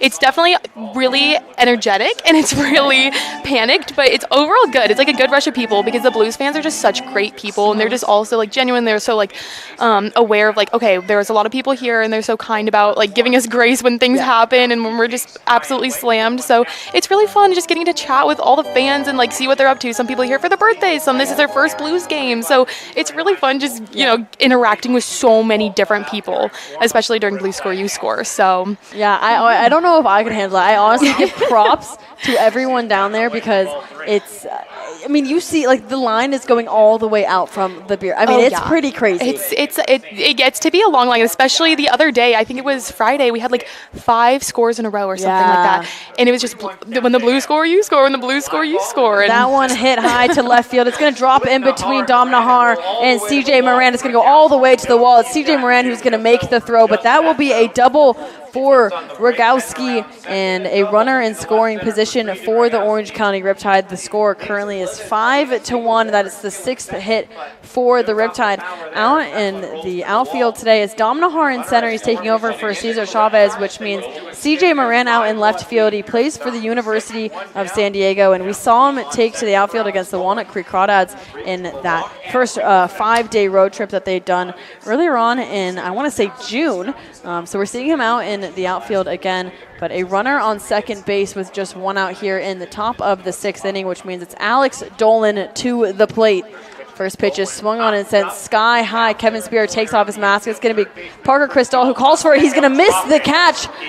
That one fell foul, so it'll be a strike 1 to Alex Dolan. I think that one coming in way farther home than Crystal had kind of expected. Most likely should have been a catch for Kevin Spear, but when someone calls for it, you back off, and Parker Crystal had obviously called for that one there, but at least a strike 1. That one did not land in fair play to Alex Nolan. I'm going to cut this one back. Okay, so you say you work at the beer stations, which obviously is a little bit fun in itself. Is there something that you see, like, that you pour more often than not? Like, do you know if there's like a fan favorite here with the Blues? I think especially with Blue Score, You Score, it's Coors Light, Coors Banquet, you know. The cider's really popular, that's for sure. I've heard very good things. I've never had it. I've heard very good things about the ciders. I will say they are very good, yes. I mean, you kind of got to love it. It's it's something fun, you know. It's refreshing, especially on days like this when it's 85 degrees out and everyone's just roasting in the sun. So it's really nice. It's really fun. I mean, if you can come to a game, I'd especially say come join us because it's just kind of a party over there. Yeah. Working at Beer One with Kayla, it's always a party. So that one hit over to Brady Alves at second base. I mean, a diving play for him there. He slides to pick that one up, sends it over to Sean Rivas at first for out number 2, a ground out for Alex Nolan, which brings up the top of the order, and Bradley Navarro. And I got to ask you this as well. Have you ever been have you ever had the opportunity to be a very close personal friend of Bluebell? I actually have, yes. Really? There have been And multiple how times. was that? Bluebell is awesome. Bluebell is the sweetest ox ever. She is just so nice to everyone. She's so cool with all the fans. She loves the kids. She loves doing dance battles, that's for sure. She can bust a move. That like every single time she's out, she busts a move for sure. But it's so fun working with her. It's so fun working with all the interns and everything because we all get a chance to work with Bluebell. Yep. So it's super fun. I love being an intern for the Blues. It's one of it's definitely the highlight of the summer. Yeah. Bluebell, the mascot here at the stadium. So if you ever come to a game, you'll see her running around usually, yes, with the kids. I unfortunately never got the chance to really work with Bluebell. It's probably like the saddest part about being up here. This is so funny. People are probably going to think that it's like I'm just like so sad up here. Guys, I have a lot of fun. But I was talking about how it gets lonely up here because there's not a lot of people up here, and I've been alone for so many of these games. But guys, I promise I am also having a very fun time. But yes, I've always wanted to work with Bluebell. I'm so sad I didn't get to do that. Well, maybe on Tuesday's game we can get you out there or that's what something. I'm We'll get thinking. Bluebell up in the press box. That's what I was thinking, Bluebell up in the press box. We'll see. Bluebell doesn't talk though, so I don't know how helpful she'll be, but she can just bust a move up here, you know? She can bust a move. Okay, so you say how much fun you've been having. Do you have a favorite memory as that one hits the back of Navarro square in the back, hitting that 56 on the jersey. He'll head down to first base, and runners on the corners for the Orange County Riptide. A hit by pitch to Navarro on the mound. It's Shane Grant. And that brings up Brock Folds wearing number 22. There's 2 outs here in the top of the 6. You can see the Pacific Coastliner going out there through right and center field, if you can see it on the broadcast there. Okay, so your favorite memory, do you have one? It's so hard. There's a lot of good memories I have here, like when we all got to go to the Santa Barbara game together, and That was fun. we won that game, which was Yeah, great. that was a very but fun I did one. get to spend my 21st birthday here. Okay. So I got to work over and have a little birthday party over at the beer cart, which was really fun. So that was honestly a great day. I mean, it's honestly just nice spending with all the friends I've made here over the summer, and I'll be here next year too, which will be really nice. So it's just nice, spending it with basically with friends and with all the Blues fans. So that was probably one of the best days here, I will say. I gotta say, it's been very fun how close the interns are. That one's going back to Dom Nahara. He'll go back and make the catch. That is out number 3. Here in the top of the 6th inning, the Orange County Riptides, they score none with 1 hit, 2 runners left on base, no errors in the top half of the 6th inning. Now, I don't believe there's any promotions here, so we will go to ad break here on the Blues Streaming Network.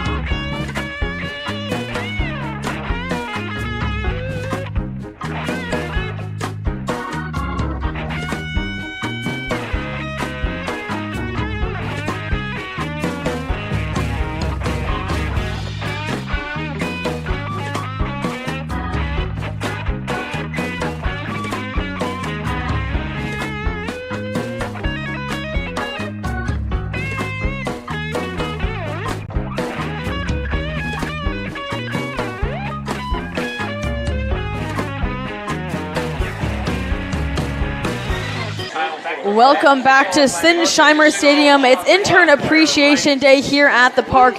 It's the bottom of the 6th inning.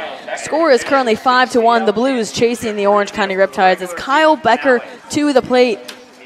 With me here in the press box again for the second half of the inning, it's Sydney Rome. We were just talking about some of the favorite memories we have going on here. And I got to say, it has been very fun how close all the interns are getting to the park. It's always smiles from everyone. It's never a bad day at the ballpark. Even when it is a bad day, it's never really too bad. Always fun to be up here and to be at the field. I got to ask you, though, because this is something that I really had to adjust to, being up in the press box. The count 0-2, big swing and a miss. That's strike number 3 and out 1 to Kyle Becker, the leadoff batter here in the bottom of the 6th inning, which brings up Parker Cristall for his 3rd plate appearance in the game. Okay, so as I was saying, the weather is very different up here as it is down there. Obviously it's a nice day today. Usually I'm freezing up here. Like I bring blankets and stuff like that. But like before games, especially like those 6 p.m. games. So how are you coming prepared? Coming prepared basically with as much water as I can carry most days. Okay.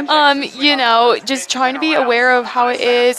We are very lucky that we have great managers that bring us Gatorades, bring us waters, bring us everything that we need. So I'm so thankful for that.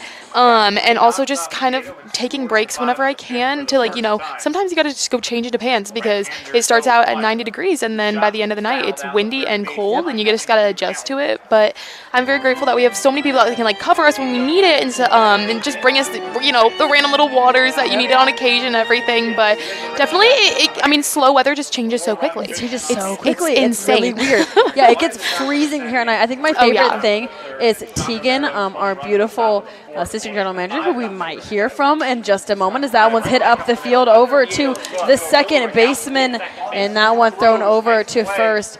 And out number 2 here in the bottom of the 6th inning, the Blues chasing 4.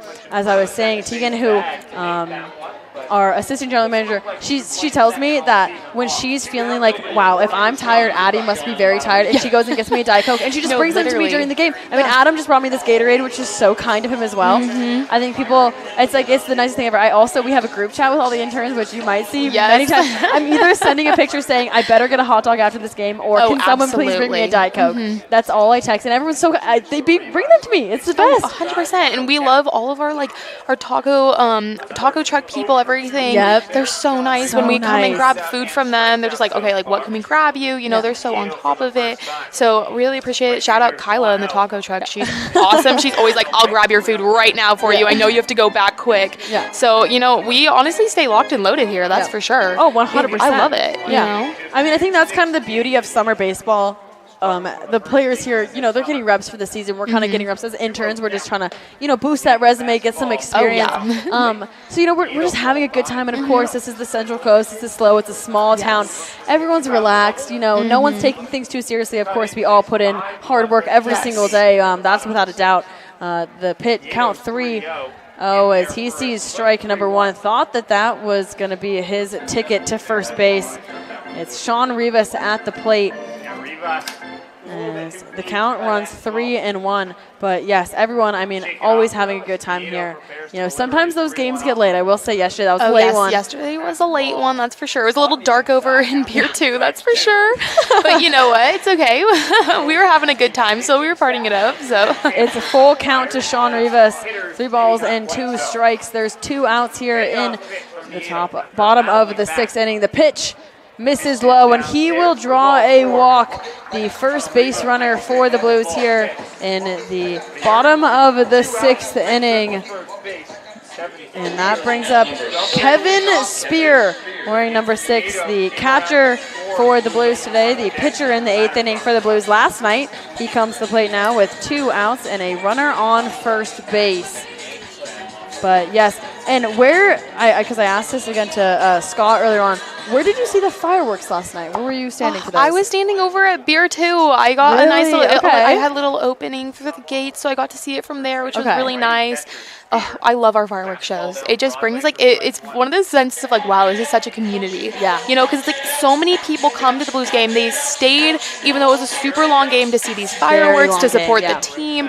It was so nice over there, and it was just so nice, like being able to see all the people as they walked out, just all the smiles on their faces from just like the fireworks show. Because I know we're like I think we are the only people who actually do it. I think we are, yeah. Which is insane to think about, that we like put on such a big production for so many people, and you know, so it was so nice over there. But I'm sure you guys had a great view from up here. Oh, we had a great view. Oh, of course. That one hits Kevin Spear, so he takes over to first base. It's a hit by pitch, which moves over Sean Rivas to second, and Brady Alves to the plate. I actually, for the first time, so we've had 3 fireworks shows. This last night, our last one. I went down on the field to watch it. You and did? It was really fun. Oh that my was gosh. very fun, I will say. That's so nice. Yeah, that was nice. But it's different for you guys because usually the beer tents close at the 7th inning. We normally, Beer 2 closes in the 8th, and then Beer 1 closes in the 9th. Okay, but you guys stayed open. Yes, we stayed open the entire time. So we were open a bit extra long yesterday, but it's honestly so fun. I don't mind it. That one hit up the middle of the field. It'll be a base hit for Brady Alves. Round comes Sean Rivas.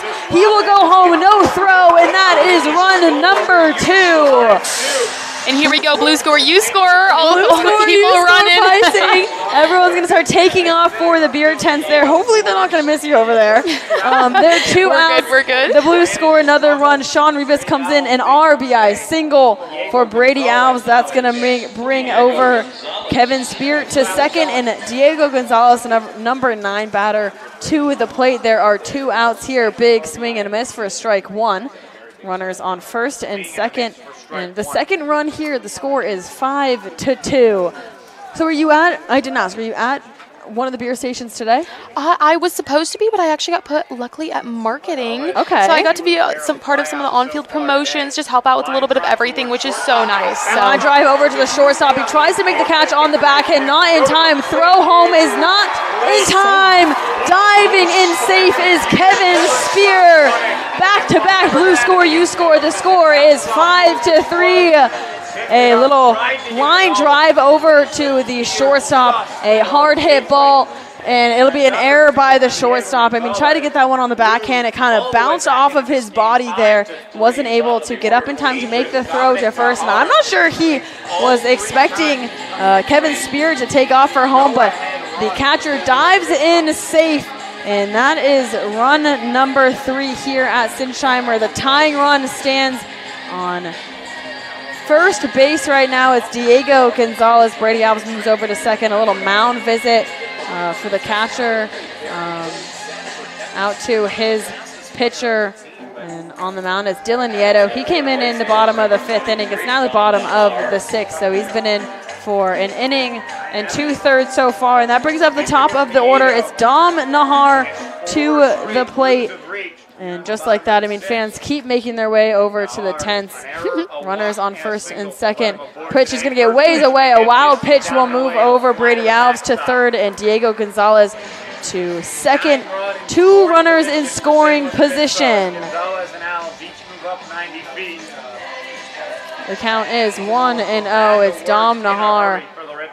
The score is 5-3. The Blues chasing 2. The tying run on second. So you're at marketing today. Yes. Tell us a little bit, what is it like working at marketing? Marketing is just as busy, I'd say, as beer sometimes. You know, that's where we do all of our signups for our on-field promotions, where we do our bingo, we do our silent auction. We give all of our prizes away there. There is just a little bit of everything, and we're just basically like our first aid kit, our help center, basically. They do everything. Like, our marketing interns do not get, marketing managers do not get enough credit for what they do down there. Amy and Alex are truly amazing, and they're so on top of it. They know everything. It's like the back of their hand at this point, and they're truly awesome. Now one gets away. Incoming is Brady Alves. There'll be no toss. He'll touch home plate safely. And once again, the Blues score. You score pricing. That is run number 4. The Blues take it within 1 here in the bottom of the 6th inning. The tying run now stands on third. It's Diego Gonzalez. It was going to be a pass ball there, so the pass ball scores Brady Alves for run number 4. And Dom Nahar still at the plate. The count is 2-1. Just 1 base runner now. Big swing, that one. Fouled back for strike number 2, and the deuces are wild. 2 balls, 2 strikes, 2 outs. It's the bottom of the 6th inning. And I gotta say, it's these games that are fun because you can see the excitement, of course, up here, and then for all the fans down on the field as well. These close games, I mean, you talk about the one on Friday against the Conejo Oaks, a walk-off in the bottom of the 9th. Crazy game. I mean, the fans who stuck it out in the cold, and, of course, all the interns. It was very fun for all of us. That one hit up the middle of the field. It's going to get past the second baseman into center field, and the tying run comes in. Diego Gonzalez scores to tie it up, an RBI single from Dom Nahar, his 2nd of the day, and his 4th time to the bag, and that's going to bring out a coach to the mound. He's going to go see Dylan Nieto to the mound. A little bit of action over there in the Blues bullpen, and it looks like that will be it for him. We're going to go to break here for just a few moments. The Blues tie it up here in the bottom of the 6th.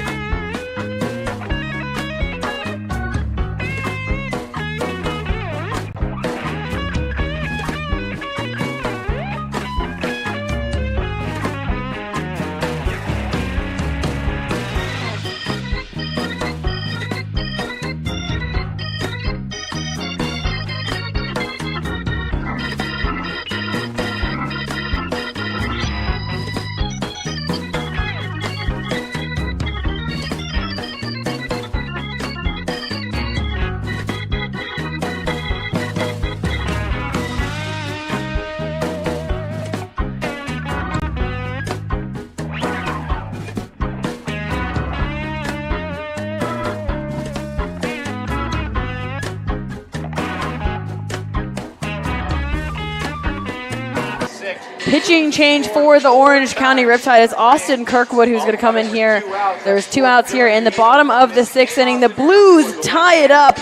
4 runs scored back-to-back. It's Diego Gonzalez who comes in on an RBI single from Dom Nahar to tie up the game here. It's 5-5. It's CJ Moran who steps to the plate. 1 runner on. It's Dom Nahar over at first base. First throw over is going to go to first base. No tag, and Dom Nahar will step back onto the bag safely. Dom Nahar reached base 4 times so far today. First, an error by the third baseman, followed by a walk and single in the 5th, an RBI single, and then, of course, an RBI single here in the bottom of the 6th. That pitch misses high. For ball number 1, the first pitch to CJ Moran from Austin Kirkwood, who recently committed to Cal Poly SLO, so getting used to the Central Coast here in the game against the Blues.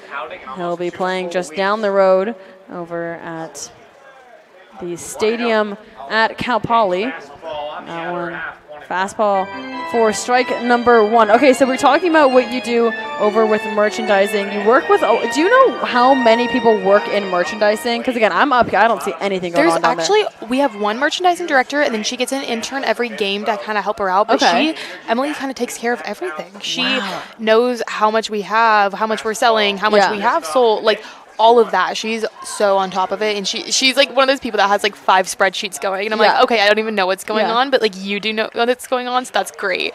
But she's super on top of it, which is so nice. She knows everything going on. Yeah, everyone should check out merchandising today. We have a lot of good sales. So. I know. I went and got a bunch of stuff, but I didn't have time to buy it, so I was like, I just like hide this. So it's like in a corner down there. I love that. I'm gonna send someone down with my card and just be like, because I don't have time to go down there. So, no, obviously. But I have to get it before the 8th. I know that. So I'm gonna go and just give them my card. They just go buy my stuff for me. The deuces are wild. It's 2 balls, 2 strikes, and 2 outs. CJ Moran at the plate. Off goes Dom Nahar for second. That one misses outside, so the count runs full, but it's a seat cushion for a fan here as Dom Nahar steals second, a runner in scoring position. The Blues have yet to take a lead today. Dom Nahar, the one to do it if he touches home plate here in the bottom of the 6th inning. Yeah, I got to say, I mean, the only time I really get to find out kind of what's going on down there is in our like meetings at the end. Yeah. When everyone's just talking about all the stuff. I mean, it's a like little bit of everything. A little bit of everything. He's going to slap that one off the end of the bat, and he'll stay alive here in the at-bat. Yeah, I mean, because it's hard. Again, like, I literally just sit up here all day and look at these computers and then at whatever's going on down there. But I hear, like, the craziest stories, you know, people giving their shout-outs, and I'm like, what is going on? It's so much with Zach. All I hear is shout-outs for Zach. Zach was here and there and there and there and there. Oh, of course. All throughout the game. Zach is a little bit of everywhere all the time, always being radioed. Every time I hear on the radio, I'm like, there we go again. It's something to Zach, every single time. So it's kind of fun because I get to hear the stories from there, and then of course when we're all hanging out, hear what's going on in the game as well. But a lot of diversity here with the Blues interns. I mean, someone for every single role so here. Much I feel like behind the scenes that people don't realize. People would not realize. Off goes Dom Nahar. That one's hit right back up to the press box. That one's going to go right behind, and Dom Nahar will have to take back for a second. I mentioned this yesterday because this is probably one of the craziest things that's happened up here. I was by myself calling a game. I forgot who we were playing, but it was the other team who was at the plate, and someone found it back right into the press box. Are you serious? At where I was, I dropped to the ground. I feel so bad for anyone who was using headphones watching the stream because I dropped the headphones, so it made a horrible crackling sound. Oh my gosh. So bad. It was so scary. It's surprising. We had another one yesterday. It came over to the other side of the press box, almost hit Julianne, who's doing the scoreboard. Almost hit her. She fully dropped to the ground. It was hilarious. But we do have some wild foul balls. There was one over on the third base side. Some guy just nabbed it with his hand. Yeah, I was like, oh, crazy. Wow, okay. I mean, fans go crazy because it's free foul balls here at the park. Off goes Dom Nahar again. That one hit up the middle of the field. That's going to get past the second baseman and bring in Dom Nahar. The Blues take the lead for the first time today. The score is 6-5. Dom Nahar comes in an RBI single from CJ Moran right up the middle of the field. Blues score, you score pricing. It's the 5th run scored for the Blues, the 5th in this game, which means it's the beer batter, Brendan Comerford, to the plate. He's the 9th batter to step to the plate today. There are 2 outs. The first 2 outs coming from the first 2 batters of this inning. I'll knock on wood, but it's a little bit of a 2-out rally here at Sinsheimer. standing on first. It's CJ Moran. Brendan Comerford, the first pitch. It looks like that one hit him. Got a piece of his stomach, so just like that, it's blue score, you score pricing once again because Brendan Comerford reaches base for the first time today. And the blue score, the beer batter, a little bit different than what you maybe see usually. The beer batter for the Blues team, and it's anytime he reaches base, it's blue score, you score pricing. So there you go. The poor Just giving stuff away at this point. at this point, I mean, yeah, just come to a game and you can get some pretty cheap beer. The poor, beer staff. I feel so bad for them. Wow, that's 6 in a row now. Blue score, you score pricing, which means to the plate now it's Kyle Becker who led it off here in the bottom of the 6th inning. Runners on first and second. That one way up high over his head. He ducks for ball number 1. It's CJ Moran who moved over to second base, and of course Comerford hit by pitch over at first. And Kyle Becker back up to the plate. A long inning here. It's kind of a trait for the Blues in the last couple of games. They kind of have spurts of innings where they'll score a lot and then kind of just hold it for the rest of the game. So hopefully they can do that again here. They've taken the lead. The score is now 6-5. That one missing high and inside again for ball 2. It's Kyle Becker at the plate. Do you have a favorite promotion that happens on the field? Oh, I think horse race is really fun. I mean, we got to see it like this time on the inside of the field, but it's normally on the outside. Yep. It's not the most even dirt, I would say. You're running with these giant heavy poles on the outside of the field, trying not to trip and fall.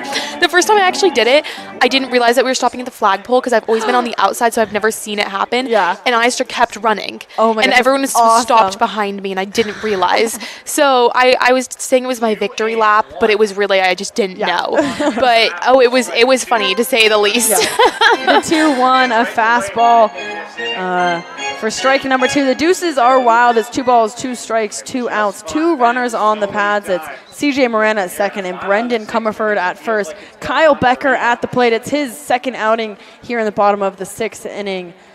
On the mound, it's Austin Kirkwood. The 2-2 is swing and a miss for out number 3. A strikeout for Kyle Becker. His second strikeout of the bottom of the 6th inning. And that will end the 6th inning. Thank you so much for coming on here.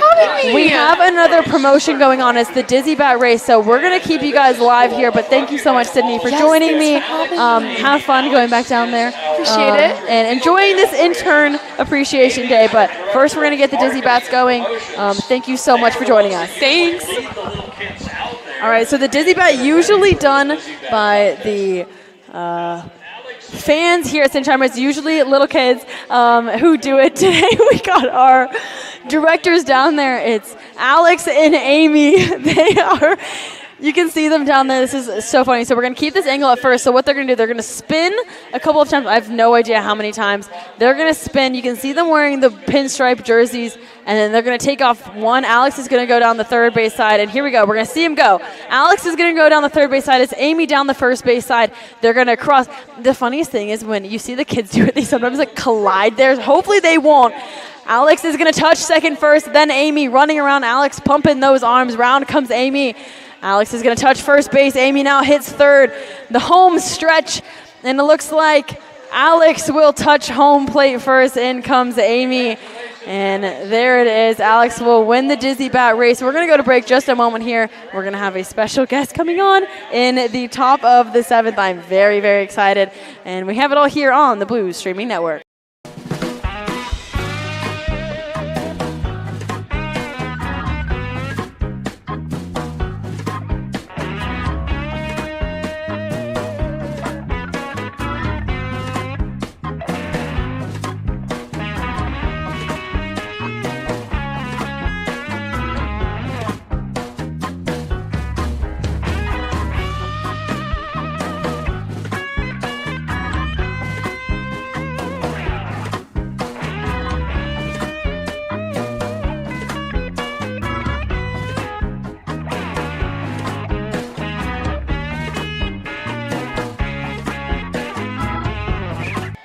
Welcome back to the Blues Streaming Network. The Blues score 6 runs In the bottom of the 6th inning, it's Dom Nahar, the last run, who came in to take the lead for the first time for the Blues. But we're going to take you back into the press box again. I know you guys have been jumping around quite a bit here, but I have a very, very special guest. I'm very excited. Tegan Schlosser is joining us on the broadcast for the 7th inning. And I'm very excited about this one because she is our assistant general manager, which makes it all the more fun to have her on. I can't even begin to describe what you do. So I'd love you to, and I don't think that we would ever have enough time on air to explain all the things you do, but we're going to cut back to the field. But please start telling us, what do you do here for the Blues? There we go. Okay. Hi. So I know you've been asking me to come on the broadcast, so I'm super excited to be here.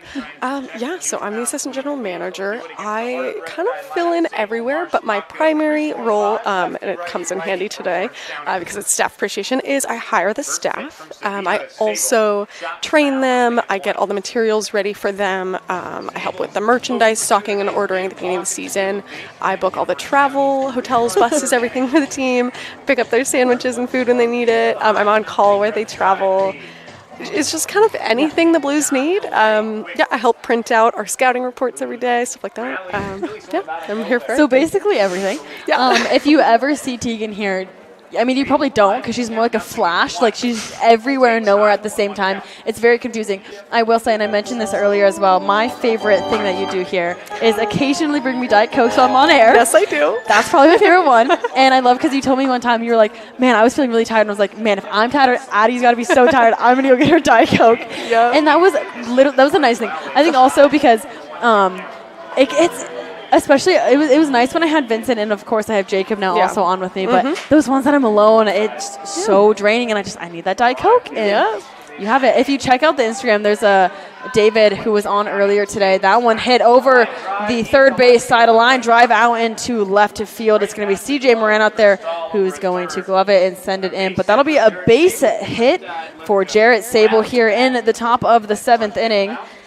But as I was saying, there's a little, if you check out the SLO Blues Instagram page, David did kind of like a little appreciation post for all the interns, and we had fun facts, and mine was that I had a career record of 3 Diet Cokes in one game, thanks to you, of course. And guys, that may sound like rookie numbers, but you have to realize, especially because I'm doing this by myself, and I wrote it in there too so everyone knew, I had 25 minutes of drinking time. 25 minutes, and I feel like that's not bad. 25 minutes and 3 Diet Cokes? That's kind of impressive.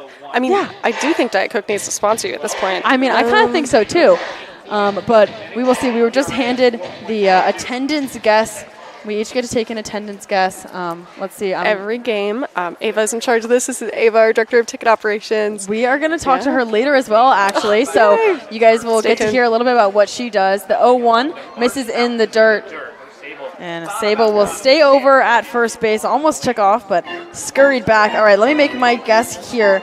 We're going to announce them both on the air, too, and then we'll get the official as well. I'm going to go in the 13th. I'm going to go 1354. Tegan, what did you put there? I put 1315. I was just told that I was a little bit off, but not too bad. Okay, do you know it? It was 1254, maybe, something like that. So, yeah, a little lower. I was like 100 off. Yeah, that's one of the many skills that we try to teach. I'm going to plug this back into staff training. Yes, no, of course. It's great. So the stadium is such a unique spot that we get to see different sized crowds every single game. It's different every time, which is what makes it so fun. So we help work with the staff and kind of train them in a competition sort of way of how to guess attendance or just like look at a crowd and guess how many people there are. That's really helpful for knowing when you need to take the trash out, when you got to check the bathrooms for more toilet paper. Really fun, glamorous stuff, but also really fun. You can hear my radio going. There's always stuff happening. It's always Tegan. Where's Tegan? Where's Tegan? Oh, yeah, you'll hear it. You might hear one, I feel like odds are. But so attendance guesses are just a fun exercise, and it's a way to just kind of like build that muscle of gauging crowds, and so it's super fun. Tatum Marsh is at the plate for the Orange County Riptides on the mound now for the Blues. It's Zach Savino. He came in here to start off the top of the 7th. That one misses way high, and that'll be ball 4 to Marsh. He'll head down to first base, which will move Sable over to second. And a little mound visit from the catcher, Kevin Spear, to his pitcher on the mound. Coming to play is going to be Madden Akko. So how has it been? Because you've been here for quite some time. So kind of walk us through how you got started with the Blues and what it's been like year after year. Yeah, absolutely. So this is my 3rd season with the Blues. And I started as the director of merchandise. So I was over at the merch tent, which is having a sale right now.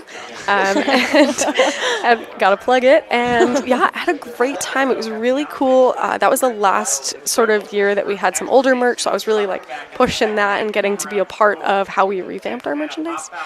So super fun. And then I was approached of just, hey, would you be interested in kind of stepping up and taking a bigger role? And I was really into it because I wanted to get that sort of management experience while also still being at Cal Poly. So I finished my 2nd year, did that internship as director of merchandise, went into my 3rd year, studied abroad, came back, and immediately I worked all the time, basically. So my hours changed based on my school schedule, but other than that, I was around all the time. And yeah, I work full time over the summers, and here I am. Yeah, the little office down just the road of the park that Tegan's at all the time. I've seen her in there, I mean, a lot of the time, and I mean, she's always doing something. I remember asking him, like, are you tired? Like, I mean, I wouldn't say I am because really? Okay. It's very fulfilling. I think the best part about this job is the fans, which seems so funny, but it truly is. The regulars that know your name, that are excited to see you, the people that are excited that tell you they had a great time. That's just kind of like feeds the energy. And also our staff is pretty amazing. So now during the season, I feel like I just get to take a back seat a little bit and see how you guys can run the show sort of without me, which is exactly what I want. So I'm so happy. Today looked great, especially whenever we do staff appreciation. It looks like it's just super fun and we have all the interns going out. But the things that are going on behind the scenes, we're trying to cover each of their stations wherever they're at, figuring out how to cover just every spot. So it's fun because it's a test of how can we spread everyone through and what's essential and get it done. So it's really fun. And thankfully, I mean, a couple of interns have said it on the air as well so far. I mean, the Blues fans are traditionally very kind people. I mean, it is San Luis Obispo, it's a smaller town. They rally for their Blues. It is fun here. I mean, yesterday it was sold out. Over 2,000 people here. I never saw the end number. I don't know if we had one. I think it was high 19s. It was something like that. Yeah. But it was a sellout, so we love to see that. Yeah. A shown bunt by Akko. He pulls back. Will be strike one. The corner infielder is on the infield grass. Over at first, it's Sean Rivas. And at third, it's Parker Cristal. Runners on first and second. There are no outs here. It's the top of the 7th inning.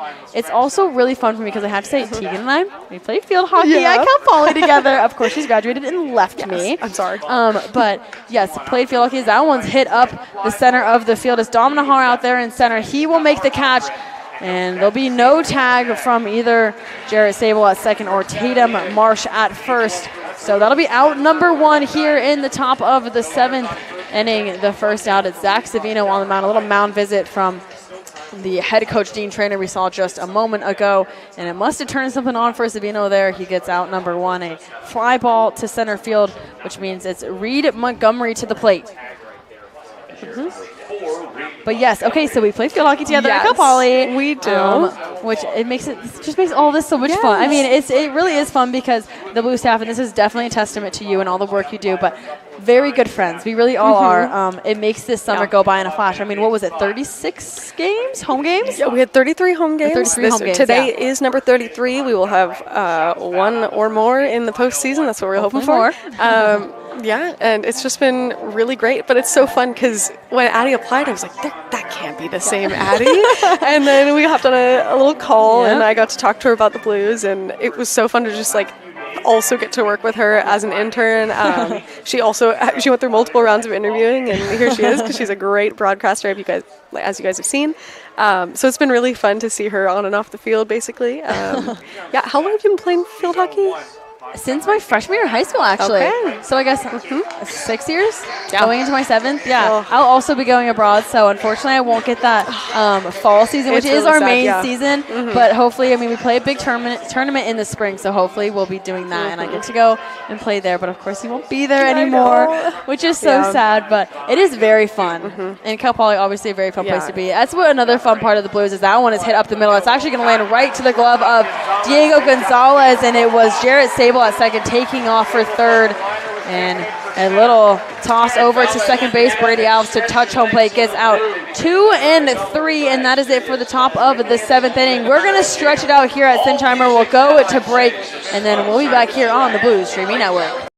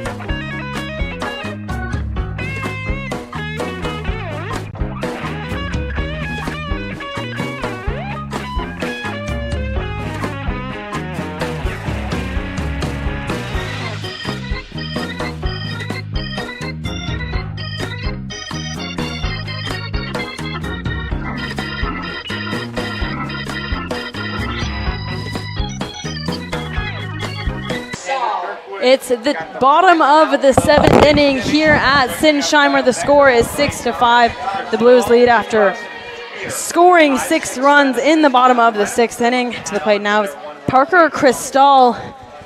Sorry, guys, I just had to run there a little bit, but I'm back, and so is Tegan. First pitch is swung on for strike number 1. Whew, breath. All right. It's a very fun one today. We actually have a really fun promotion coming up here shortly. We're going to see promotions to Tegan. There we go. Go for Tegan. See her in action right here. Hotspot ready. My phone died. Yes, I do. It's up here in the press box, and I can get that down to you soon. Great. Well, we've had lots of iPad issues today, and so I've been kind of on that. One of the things I did as assistant general manager last year was head up kind of making everything digital with our transactions, and I have to then do the troubleshooting of everything, which is totally fine, and it's great to have all the square stands and look a little more official. So I will be right back. Yeah, you hop off, you do that. I will do a little play-by-play here. That one is hit foul over the right field line. It's going to drop into the bullpen for the Blues. It's been a joy. I hope you guys all enjoy kind of seeing a little bit of the behind the scenes here. And it's been fun to be able to kind of talk to them all day today. It's makes it a little bit fun here, especially it's Intern Appreciation Day. As I've mentioned, the count is 2-2. He hits that one hard over to left field. Going back is Tatum Marsh. Jumps, does not make the catch. And looks like that one maybe hopped over the fence there. Yes, it did. So Parker Cristal will stop over there on second. It's his first time reaching the pads today. And he'll sit on second in scoring position for the Blues. They lead by just 1 run. A couple insurance runs here would greatly be appreciated, I'm sure. But a leadoff double. It's Parker Cristal. He now stands on second, which means it's Sean Rivas up to the plate. But as I was saying, it's been very, very fun to have all of my fellow interns on the broadcast. Obviously, it won't be the last time you guys hear my voice. We're going to have a home game here, the wild card game against the Sonoma Stompers. That will be on Tuesday, most likely a 6 p.m. start. So we'll have it all streaming here on the Blues Streaming Network. If they were to win that game, as Cristal takes off for third, there'll be no throw down. And he moves 90 feet away from scoring position. And I'm not sure if we've mentioned this before, but there's a fast seat cushion awarded when a Blues runner scores a base, so another little promotion that fans get here. So someone just awarded one of those seat cushions. At the plate is Sean Rivas. The count is 1-0. A runner 90 feet away. Big swing and a miss for strike number 1. But yes, as I was saying, so we'll have a home game here on Tuesday. It'll most likely be at 6 p.m. against the Sonoma Stompers. That'll be the wild card game. It's single elimination in the CCL playoffs. So if the Blues were to win that game, they would take off on the road to Walnut Creek to take on the number 1 seed, the Crawdads, back at their home. So they'd have to travel up there, and if we were to do so, let's knock on some wood, I would travel with the team as well. So we would have it all streaming here on the Blues Streaming Network, of course. And hopefully we can expect a game on Wednesday. If they were to win that as well, they would travel back down to SLO for the championship games on Friday and Saturday, and then if needed, a contingency game on Sunday. So if the Blues were to make it to the championship game, it would be here in SLO, which is very exciting. So hopefully we can expect a couple more home games here, but of course today is the last of regular season play. The 2-2 swung on and sent to the backstop. Rivas will stay alive here in this at-bat. Standing on third, it's Parker Cristal. We have a couple more interns that are going to hop on the air here. Tegan off to do some of her AGM duties, of course, so it might just be me here to end out the bottom of the 7th. On deck, it's Kevin Spear. The 2-2 hits Sean Rivas in the back, and it's a base runner for the Blues. Runners now on the corners. He takes off for first base. And another hit by pitch here in the game. It's the 3rd so far. There were 2 in the 6th, and then this 3rd one here in the bottom of the 7th. Runners on 1st and 3rd. There's no outs, and Kevin Spear heading to the plate. The Blues tied it up in the 6th inning.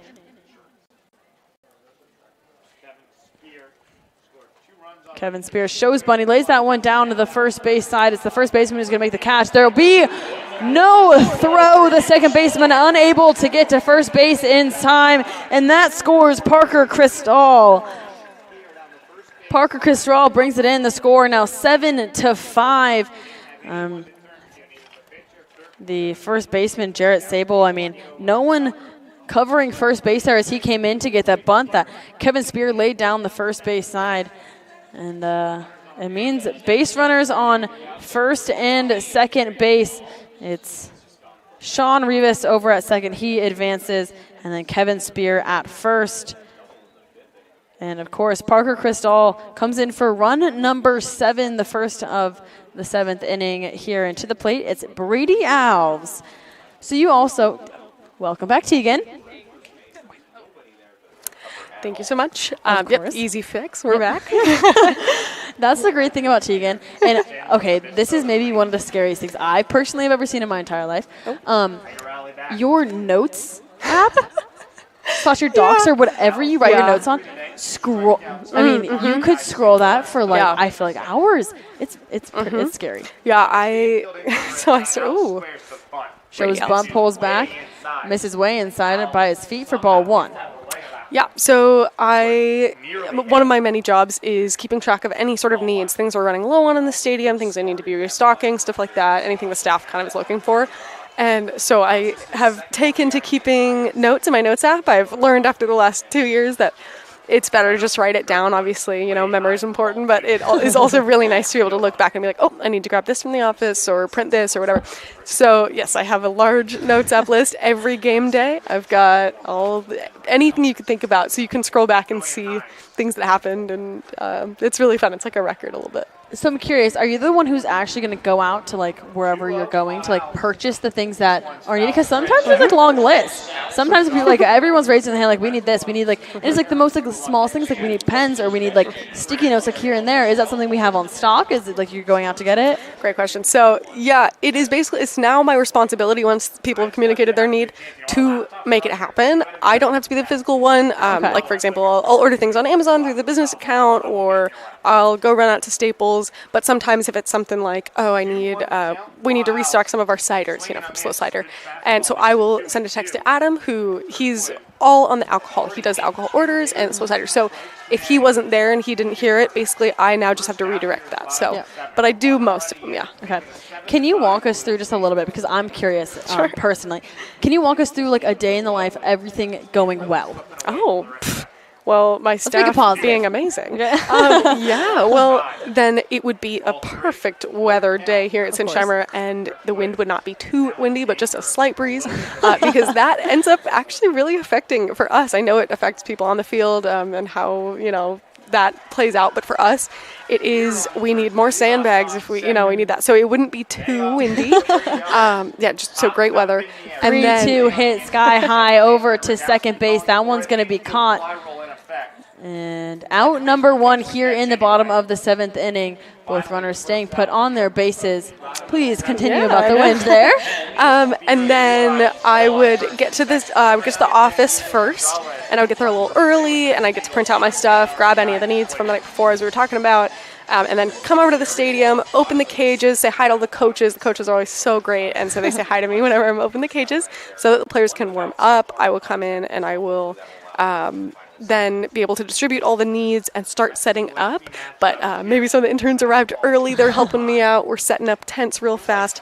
That is one of the skills you learn as an intern here, is how to set up a tent by yourself. So if you've ever seen any of the canopies, yes, we will, teamwork makes the dream work, but everyone is capable of putting up their own tent. Pretty much exactly, except for our merchandise tent, which is a 10 by 15. And that takes some effort, because it's a little too big. But then I'll set up a lot of tents. I will make sure that every station is ready. The interns come in, and then Natalie puts on some great music. We're bopping to it. Game starts. Fans start walking in. They're having a great time. And just after that, it's truly, I think any day is a great day. If things do pop up, I feel like it's pretty easy to cover. And our goal is, as long as the fans are having a great time, it doesn't really matter, because we just want to make sure that everyone's having a good time. Ooh, foul ball. That one sent foul off of the bat of Diego Gonzalez, and that's a free foul ball for a lucky fan if they can beat their way to it. That's probably my favorite part about working up here, at least, is you can see the kids go nuts. Yes. I mean, they chase. It doesn't matter if it's a late game and it's dark. They are tackling each other for these foul balls. It's awesome. Yes. I absolutely love it. Yeah. So that's probably one of my favorite things. The count is 2-1. That one misses low. For ball number 3, there are 2 runners on. It's Kevin Spear on first and Sean Rivas on second. There's just 1 out here in the bottom of the 7th inning. The Blues leading 7-5 after Parker Cristal in on a RBI by Sean Rivas. The 3-1. Misses low, and just like that, the bases are loaded here at Sinsheimer. Great. Diego Gonzalez heads down to first base, which moves Kevin Spear to second. Rivas over to third. And it looks like that might be it here for Austin Kirkwood. And I believe it will. So we will go to break here, and then we will have the rest of the bottom of the 7th inning all here on the Blues Streaming Network.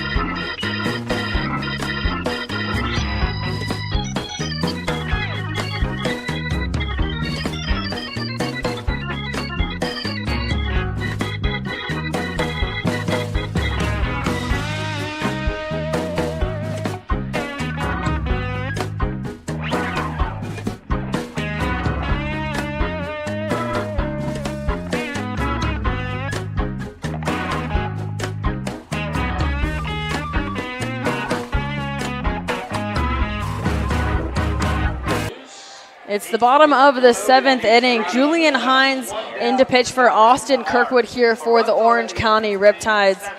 Coming to the plate now, it's the top of the order, Dom Nahar. He'll come up with runners on every base. Austin Kirkwood, who just left here with just 1 out in the bottom of the 7th inning, leaving 3 base runners for Hines. We'll see how he performs in the pressure of the situation. The Blues up 7-5. On first, it's Diego Gonzalez, who just drew a walk, followed by Kevin Spear on second, and Sean Rivas over at third, the first one in the dirt for ball number 1. So you've had a lot of, you've seen a lot of baseball here at Sinsheimer. Yes, I have. You have, and now I don't mean to ask you this to put you on the spot at all. Do you have a favorite season? Baseball-wise? Oh, that's a great question. See, I could say great things about each one because my first year as director of merchandise, I had the perfect setup and the perfect spot where I was sitting when I was helping transactions, anytime I wasn't with a fan, I was watching the game and I had the perfect view. So I really got a lot of baseball at that point, but I didn't know a lot of the players, so I wasn't as connected with the teams. I guess I knew their walk-up songs, but I didn't really know their stories, and I wasn't able to listen to the broadcast while I was there, so I really didn't know a lot about them.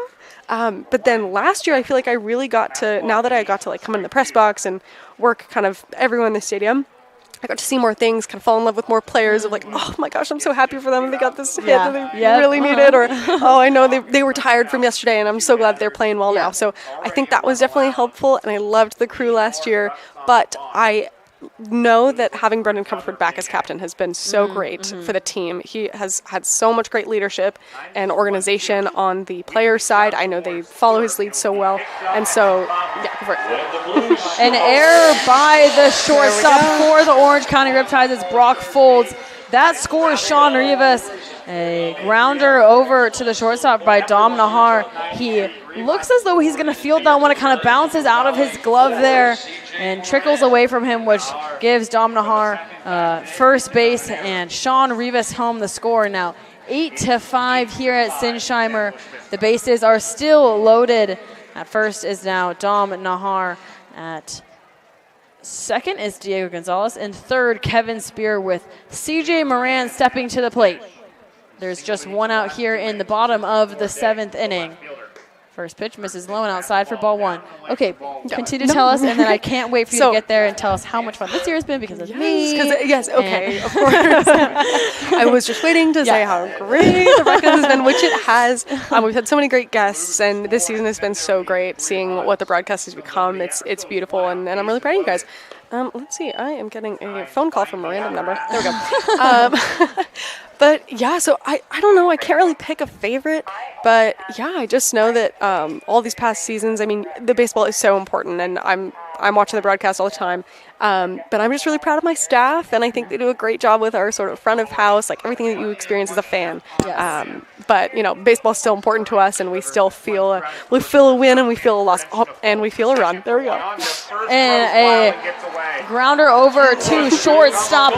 Underhand throw to second base. The throw to first is way a ways, all the way to the fence over there down the first base side, which means that CJ Moran will reach on her error, and Kevin Spear will score on the fielder's choice, which means run number 9 here at Sinsheimer. A runner now just stands on first. Sorry, I believe 2 came in on that one. So Diego Gonzalez came around as well, which means it's double digits here at Sinsheimer. It's 10-5.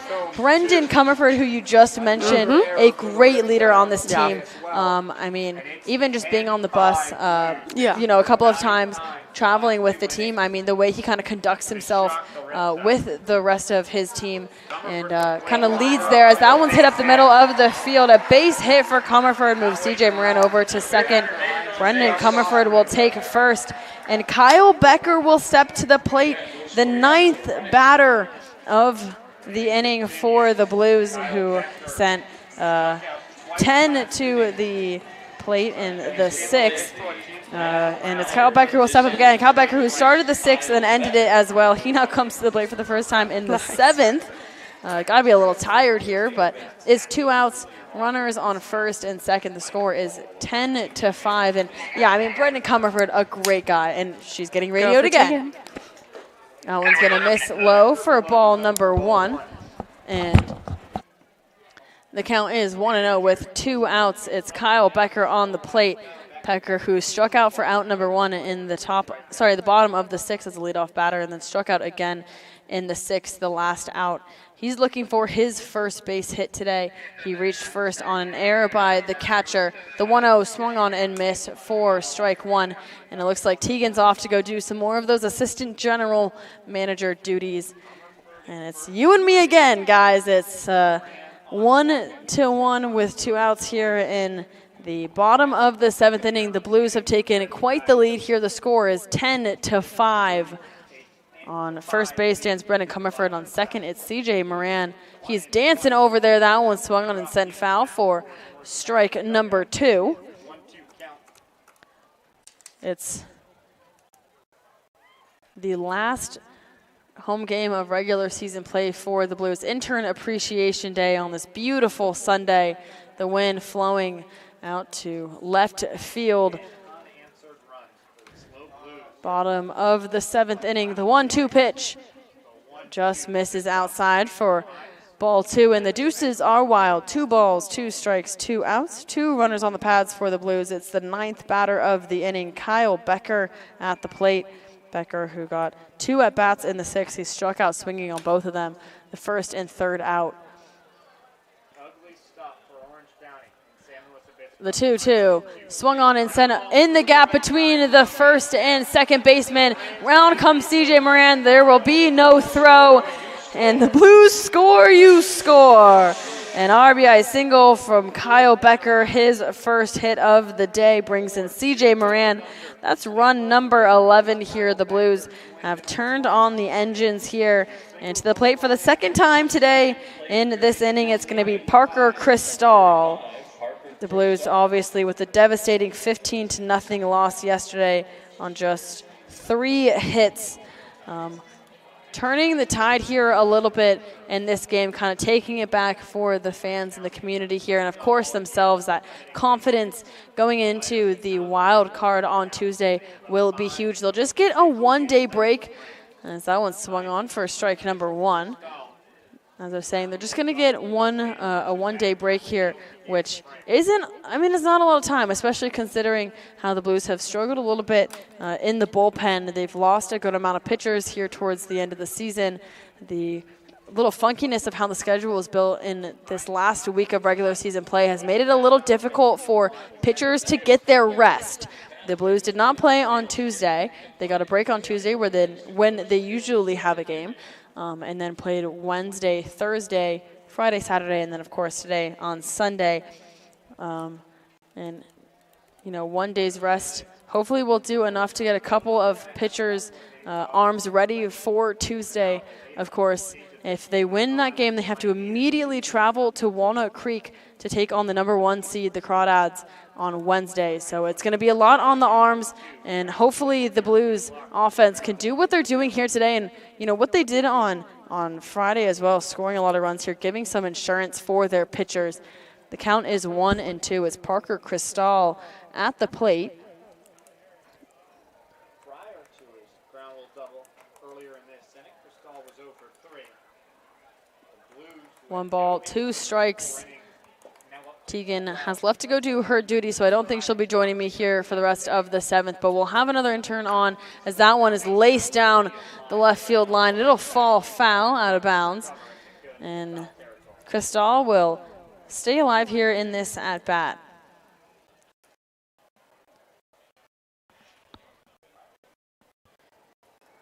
On deck is Sean Rivas. There are 2 outs. Game about 2 hours and 45 minutes so far. We had a long one yesterday. Ended up not playing the bottom half of the 9th inning, kind of trying to save some energy for this game today. And that is a called strike 3 to Parker Cristal. And that ends the bottom of the 7th inning. And we've got another fun promotion going down on the left field side. So I'm going to keep you guys on here. I'm going to change the angle just a little bit. Let me do that here as we're getting started. You can see the interns down on the third base side, and what's being thrown out across from them is their shoes. And what this means is the interns are taken off now to their shoes. They have to find their shoes, put them both on, and then run back, and then the winner gets, I don't know, bragging rights, maybe, probably. I have no idea who won, but someone has their shoes on, and someone just crossed the line first. So that is it, a short little promotion there, but of course, very fun for the Blues intern staff. All right, we are going to go to a short break, and then I'll have another intern on here for the 8th inning. We have it all here on the Blues Streaming Network.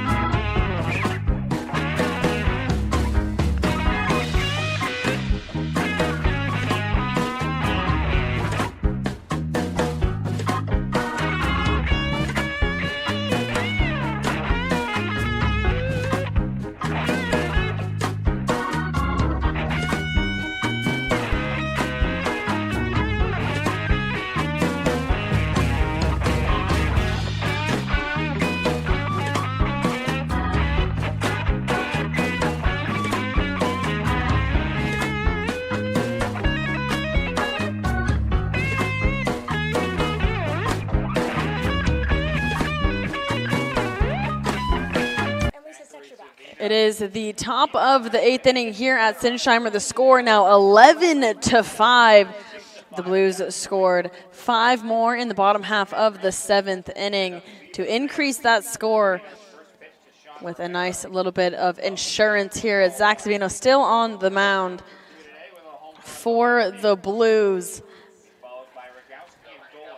And we've got another intern who's going to join me here in just a moment as that one comes in for ball number 2. Sean Romero at the plate for the Orange County Riptide. And that one, he's going to take that one for strike number 1. All right, joining me, the 8th intern to join the broadcast today, it's Ava Cox. Welcome to the broadcast. Thanks for having me. I'm so excited. It's been very, very fun to have so many interns on. We just had Tegan on, which was awesome as well. She had to run around because, of course, she's the most busiest person in the whole wide world. She got radio called many times. So I'm sure. We're very happy to have you on. I had to do the bottom, or do the end of the 7th all by myself. So I'm happy that you're here. I'm so sorry. Now I'm here. The top of the 8th, exactly. So please begin. What do you do here for the Blues? So, sorry guys, I'm out of breath. I just ran the Footless Frenzy. I can see you tying your shoes. Okay, you can take a moment to tie your shoes. We broadcasted the Footloose Frenzy. So I don't know. Do you know who won? I didn't see. Carson won. Okay, Carson won. Cameraman gave him a ball for winning. So wow. Okay. Cute and fun. Yes. No. We streamed it here. We've been streaming all the promotions, which has been really fun. So at home, everyone's has been able to see kind of what we do throughout the games. But okay, please tell me, what do you do during these games? So I'm director of ticket operations, and I am swing and a miss to Romero for strike number 3. The first out here, a bottle of SLO he awarded to a lucky fan. It's Sean Romero strikes out swinging, which brings up Rogowski to the plate. I'm very sorry. Please continue. Hot sauce. It gets very exciting. I'm director of ticket operations, so I pretty much man the ticket entrance. If you've ever come to a Blues game, you've probably saw me if you bought a ticket. I basically count the amount of attendance we have every day and see how many people are in. That one's a strike one. Yeah, we do a fun little thing. Tegan talked about it a little bit too, where the interns can guess the amount of fans at the game. And obviously you're the one who's kind of in charge of all that. So I'm curious because we get prizes. It's usually the top 3 get a prize, and you like read out how far they were. But then of course we do the toilet bowl as well. Do you know like what the worst one has been? I think the worst one was low-key like 400 away. I don't know how they got it, but I think it was early on in the season because, you never know at that point. The early on ones were way harder because, I mean, I had no idea. Like, I could not tell at all. I won one, though, which was really exciting for me. That was huge. I get very excited.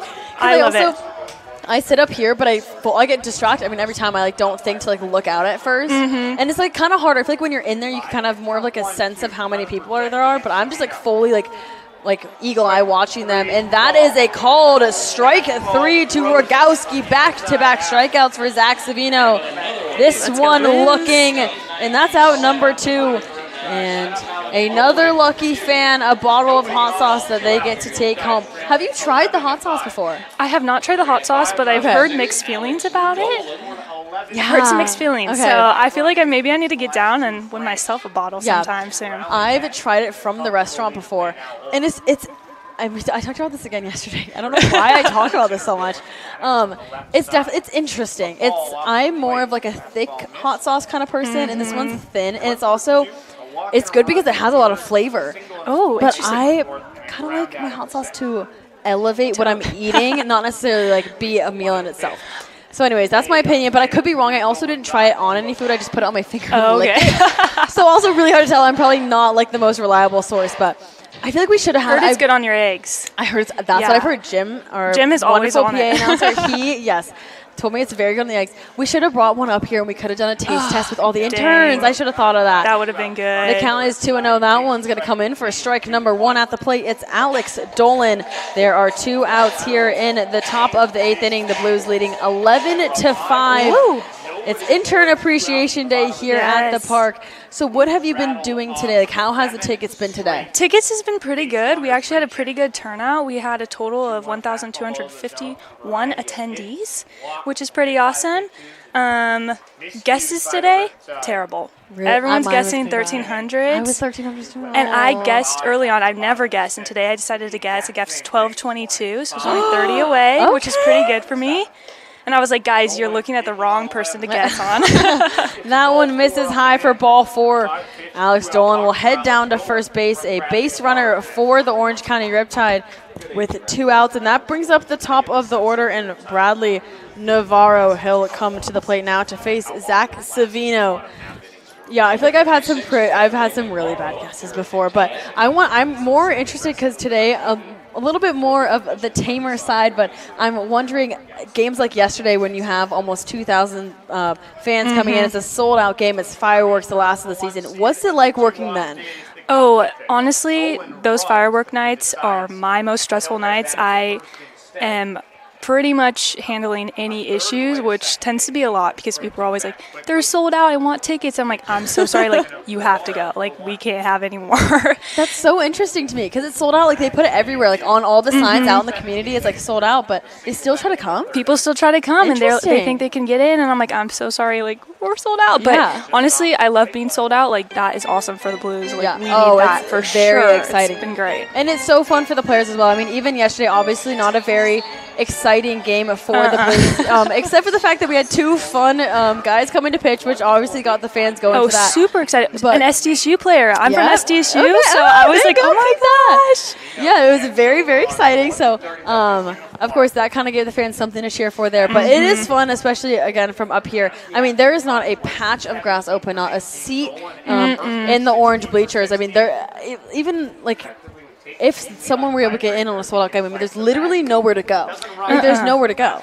It's honestly, I always tell them, you guys can look in there, but there's not even seats for you to sit at. So, but you know what? I love it. I'd rather sell out every day than be yeah. like at two people. Yeah, and it's always fun for those fireworks games. I mean, it gets everyone going. It was a beautiful 100%. show last night. It was Yes. very, very good. A fun one for the last one. And it's obviously a community favorite. A late game, though.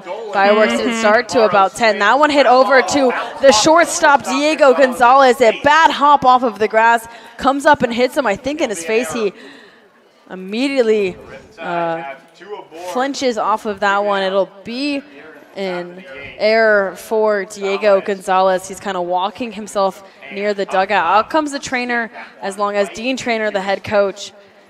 We'll see if he's all right there. That one, a bad hop up the middle of the field. Diego Gonzalez in position to field that one, but again, comes up, hits him up in the face, and that means another base runner for the Orange County Riptide. And Alex Dolan will move over to second. There are 2 outs here in the bottom of the 8th.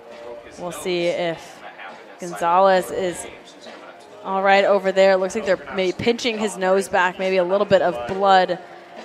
We will see, but let's talk a little bit more about the fireworks show. All right. As we wait to see how Gonzalez is over there at shortstop.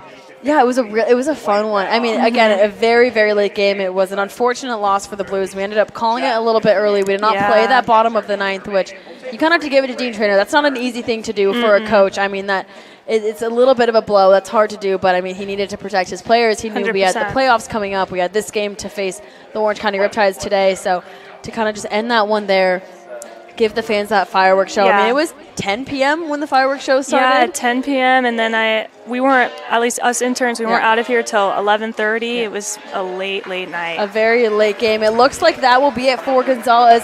He will walk off the field. We'll see who comes in to play for him.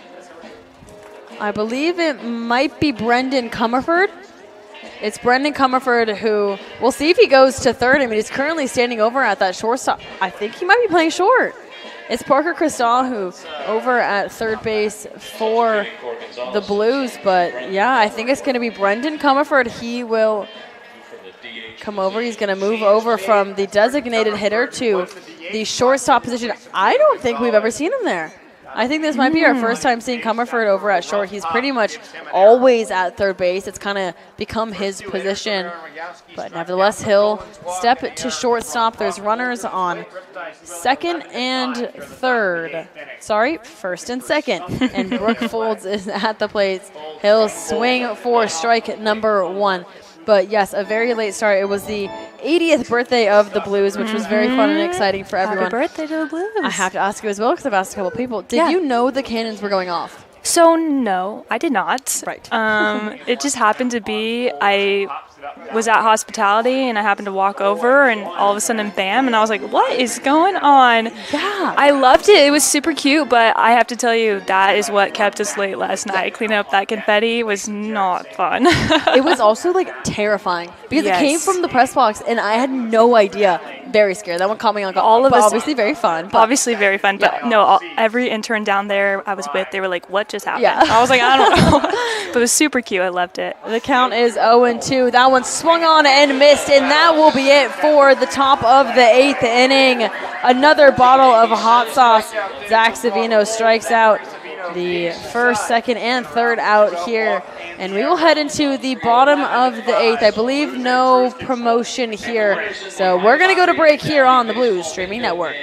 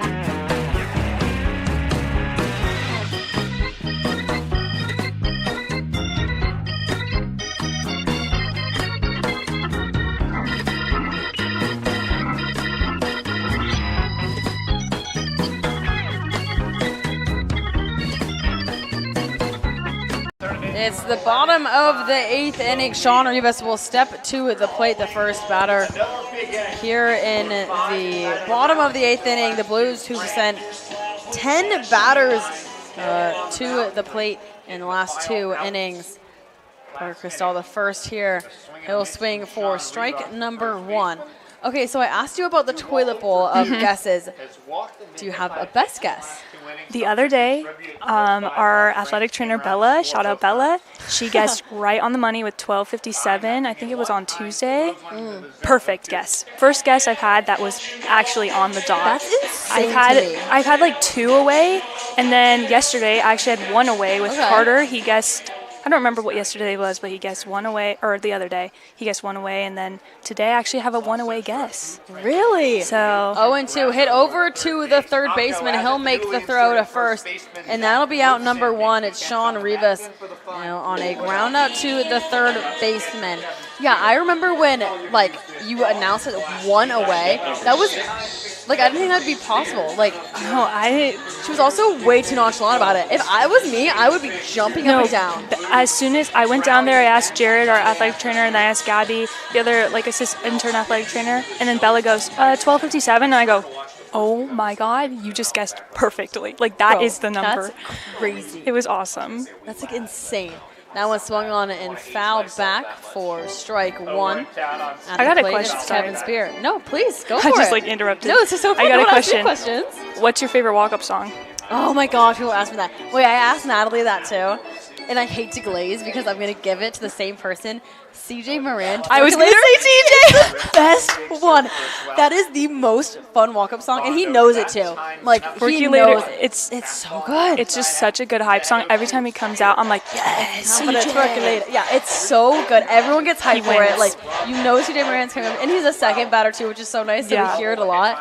By far my favorite one. I have to agree. Without a doubt. Oh, I love that I think honestly everyone would agree on that one. Yeah, I think so. And the fact that I feel that one's gonna hit and maybe bounce off the knob there, which will make it a technically base hit, but he's out on the ground out to the catcher. I mean, I think everyone there maybe thought that one hit him, but no, he hits the knob and puts it into play. So that'll be a ground out for him as well. 2-3, and the second out here in the bottom of the 8th. And just like that, Brady Alves back up to the plate here. It's the bottom of the 8th inning, but yes, his is just such a distinct sound too. You can't miss it. When that's pumping through the speakers, you know who's talking about it. It's so good. I absolutely love it. And I feel like it fits his personality so well. Oh, 100%. I don't know if he would like me to say that, but a couple of people have commented on it already. He is the most silliest. I don't know why that's a dumb word to use, but silliest is the perfect word. He's just super goofy in the best way. Goofy. He's hilarious. I mean, he's always smiling. So fun. He's a fun one to see down in the dugout. Do you ever get down that direction? I go into the dugout to get attendance guesses, so I love going down there. Oh, okay. Do the players guess? Sometimes they do. A lot of them. Usually Kosei asks me what the guess is, so I'm always like, oh, it's this today. He asked me today. Okay. But sometimes I have people ask, sometimes I don't, but it just depends on the day, how the game's going to.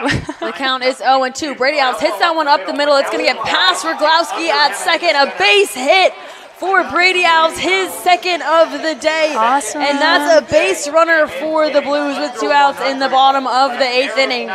Brady Alves, 2 singles so far today, and that brings up the bottom of the order.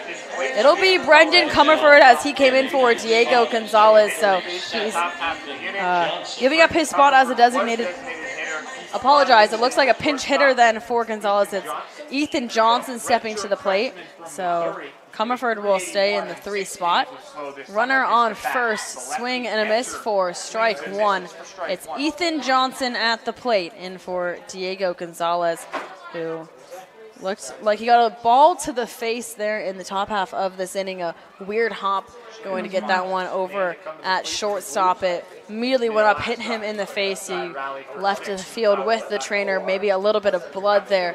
The 0-1 misses outside for ball 1. I'm sad that my time is coming to an end. I know, this has been really fun. So fast. This game has been going, I mean, I don't know if it literally has. The 7th inning felt long. We were The all 7th down inning there was waiting really for long. Footloose. Yeah. And I'm getting super anxious. I'm like, oh my God, I have to run. And then we're like, wait, they just scored a lot. So we're happy, but was nervous. I felt so bad because swing and a miss for a strike 2. It was the 6th that I had Sydney up here, and I don't know why, but I thought that she was at one of the beer tents, and it was blue score, you score 6 times in a row. Yeah. And I was like, oh my God, like, do you need to leave? I felt so bad. She's like, I don't care. Like, I was like, okay, awesome. Like, no, it's been so much fun. Everyone's been very fun. I've enjoyed it. We've had a wide variety of interns with different jobs on. Like, I don't think anyone's been one of the same. That one's going to get away from the catcher. It's going to bounce off of Sean Romero, and Brady Owls will move to second. A runner in scoring position. He advances on the pass ball. And that'll be ball 2 to Ethan Johnson. The deuces are wild. 2 balls, 2 strikes, 2 outs. It's the bottom of the 8th inning. Intern Appreciation Day here at Sinsheimer. Woo. Are you done now? So is your job? Yeah, pretty much. Okay. I'm done for the day. I say bye in the night. Like after the game's over, I kind of stand around, say bye. Swing and a miss, and that is strike 3 to Ethan Johnson. The third out here in the bottom of the 8th inning. Well, unfortunately, our so time sad. is done here, but this has been very fun. I appreciate you, Addy. Hopefully, people have said we appreciate you. You're also an intern, girl. Thanks, we girl. love it. I appreciate that.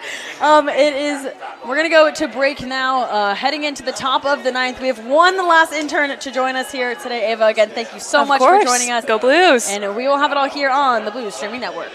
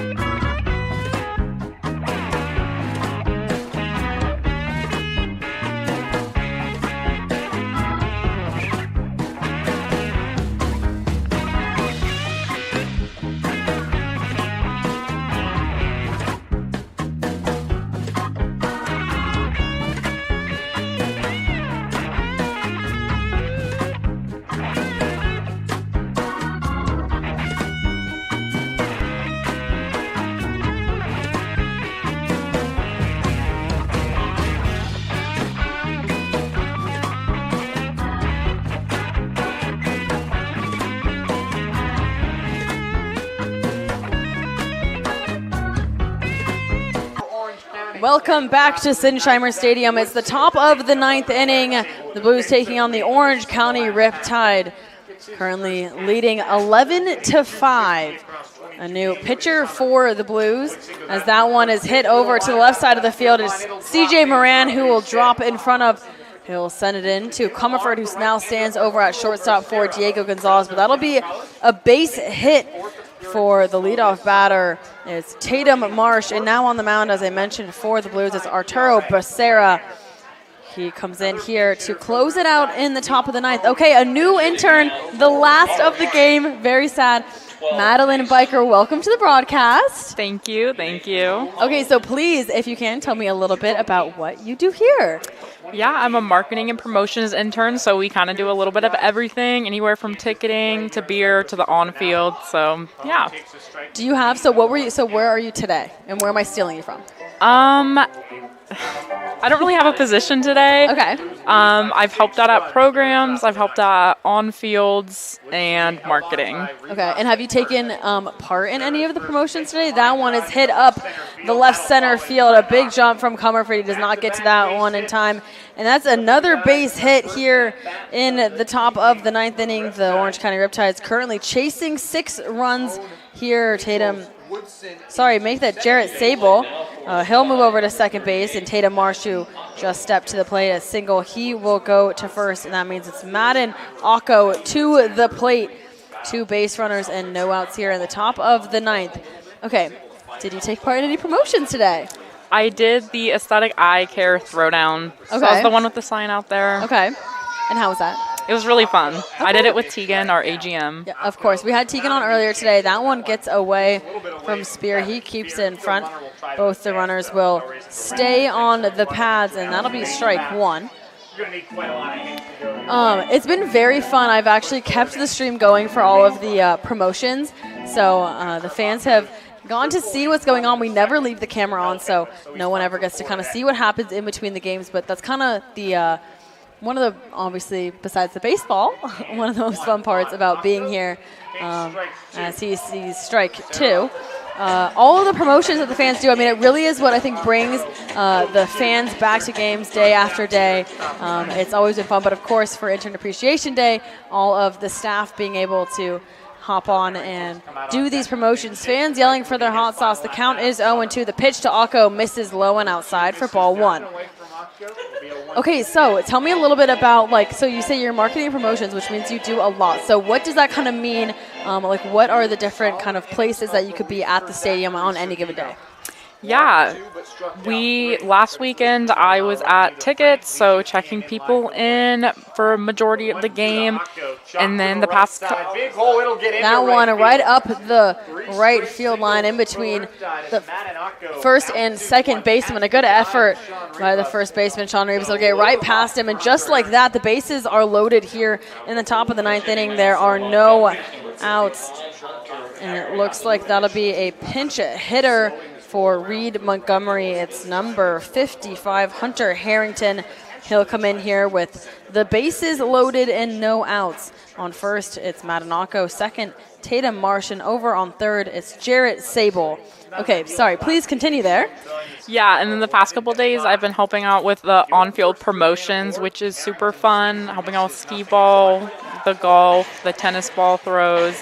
But I've been at every single station that the marketing and promotions interns do. And so, yeah, definitely have experienced such a wide variety of tasks here. Do you have a favorite? I do really like doing the on-field promotions, and I also would say I enjoy doing marketing. Okay. I think those are my two favorites. Okay, yeah. No, the promotion seems really fun. That one I always, because I wish I could take part. I mean, I know that, like, obviously we don't do it on day-to-day, but I'm so sad I wasn't able to do any of them. But I feel like this is kind of my own little version of that because I get to have all the interns up here, so it's like, I know that, like, it's my version of kind of having a little promotions, if you will. But it's been very fun and hopefully entertaining for the crowd or the fans listening in to kind of hear about everything else that goes on. I mean, this is very much not just a baseball team. This is a full-blown production. The 1-2 hit, sky high out to left field. It's CJ Moran going back. He makes the catch. There'll be a tag. The throw not in time, so a sac fly from the pinch hitter Hunter Harrington to score Jarrett Sable for run number 6 here in the top of the ninth inning. That one going back. You can see the wind catch that one just a little bit. CJ Moran thankfully making the catch there on the run. That one close to being a very dangerous situation here, but just one run will score. Runners on first and second now is Tatum Marsh and Madden Akko. At the plate now is Sean Romero. There's one out now. It's the top of the ninth inning. Arturo Becerro at the plate. That one's going to miss outside for ball one. But yes, it's been very fun. Fun intern appreciation day. It's a beautiful day out here. What was it like for you yesterday? The firework games are always a little bit more different for everybody, no matter who. So what was that like for you yesterday?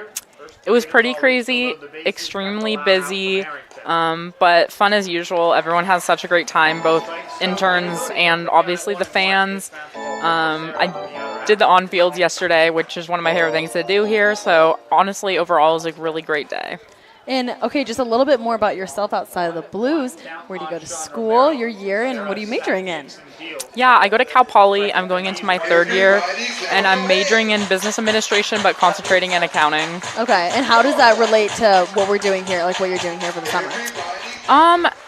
It definitely overlaps with some of the – I've had to take marketing classes as a business administration major, so I definitely see some aspects of that, but I'm going into accounting, which is honestly a whole different field than what I'm working on here.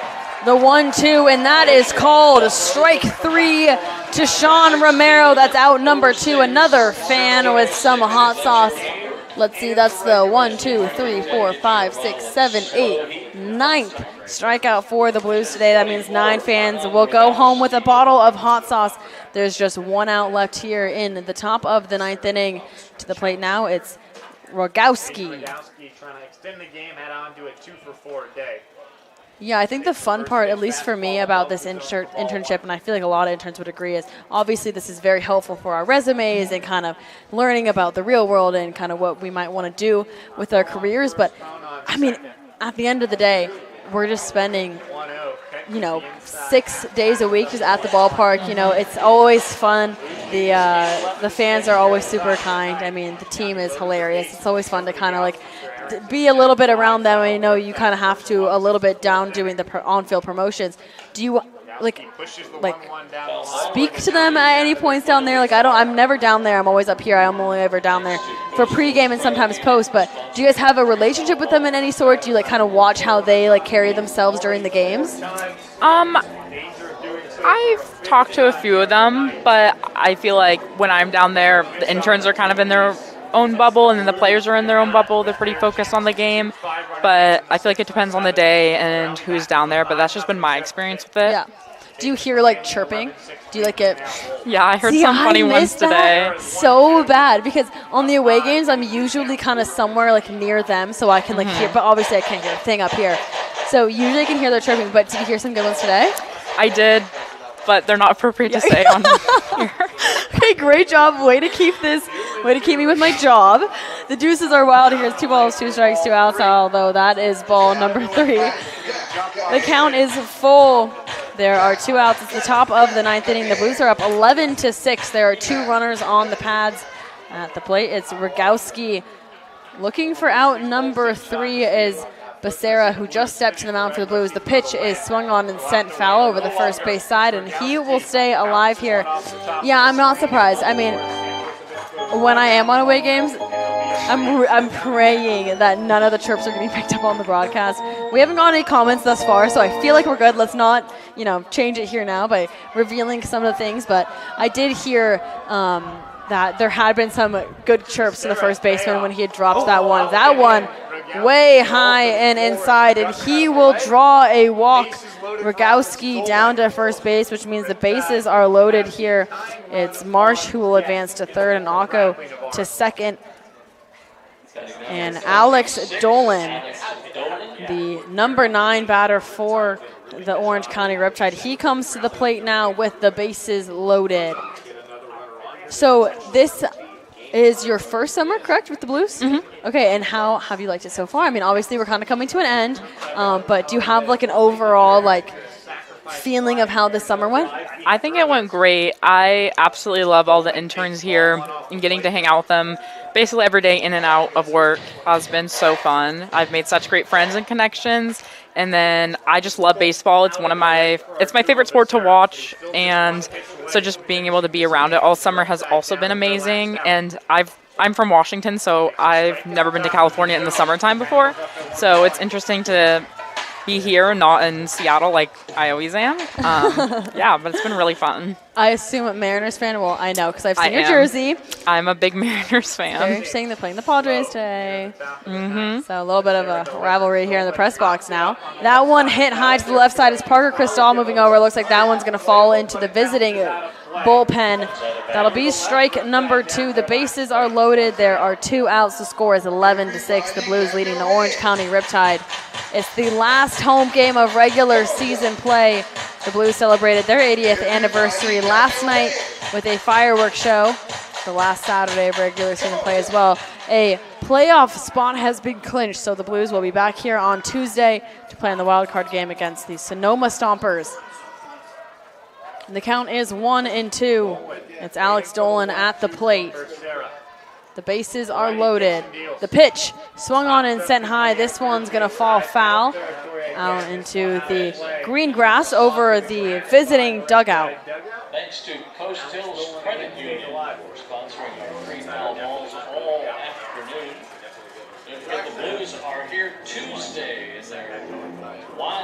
1 ball, 2 strikes. It's Alex Dolan at the plate. He's fought off the last 2 pitches. Fans calling for their hot sauce. Alex Dolan trying to stave off death. Becerra is going to step off of his plate, off of his mound, taking a little break here. The fans getting hype. It's the last game, looking for that last strikeout. The tying run, Bradley Navarro, waiting on deck, hoping he gets a The count is 1-2. The pitch is swung on, and that is strike number 3. Alex Donald strikes out swinging, and that is it of regular season play here at Sinsheimer Stadium. No worries, Blues fans. We will be back here again on Tuesday to play in that wild card game against the Sonoma Stompers.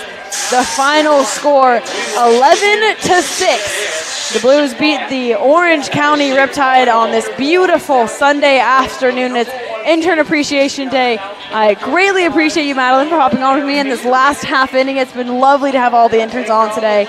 And we've got to clean up and get out of here, but what a game for the Blues. 11-6. My name is Addy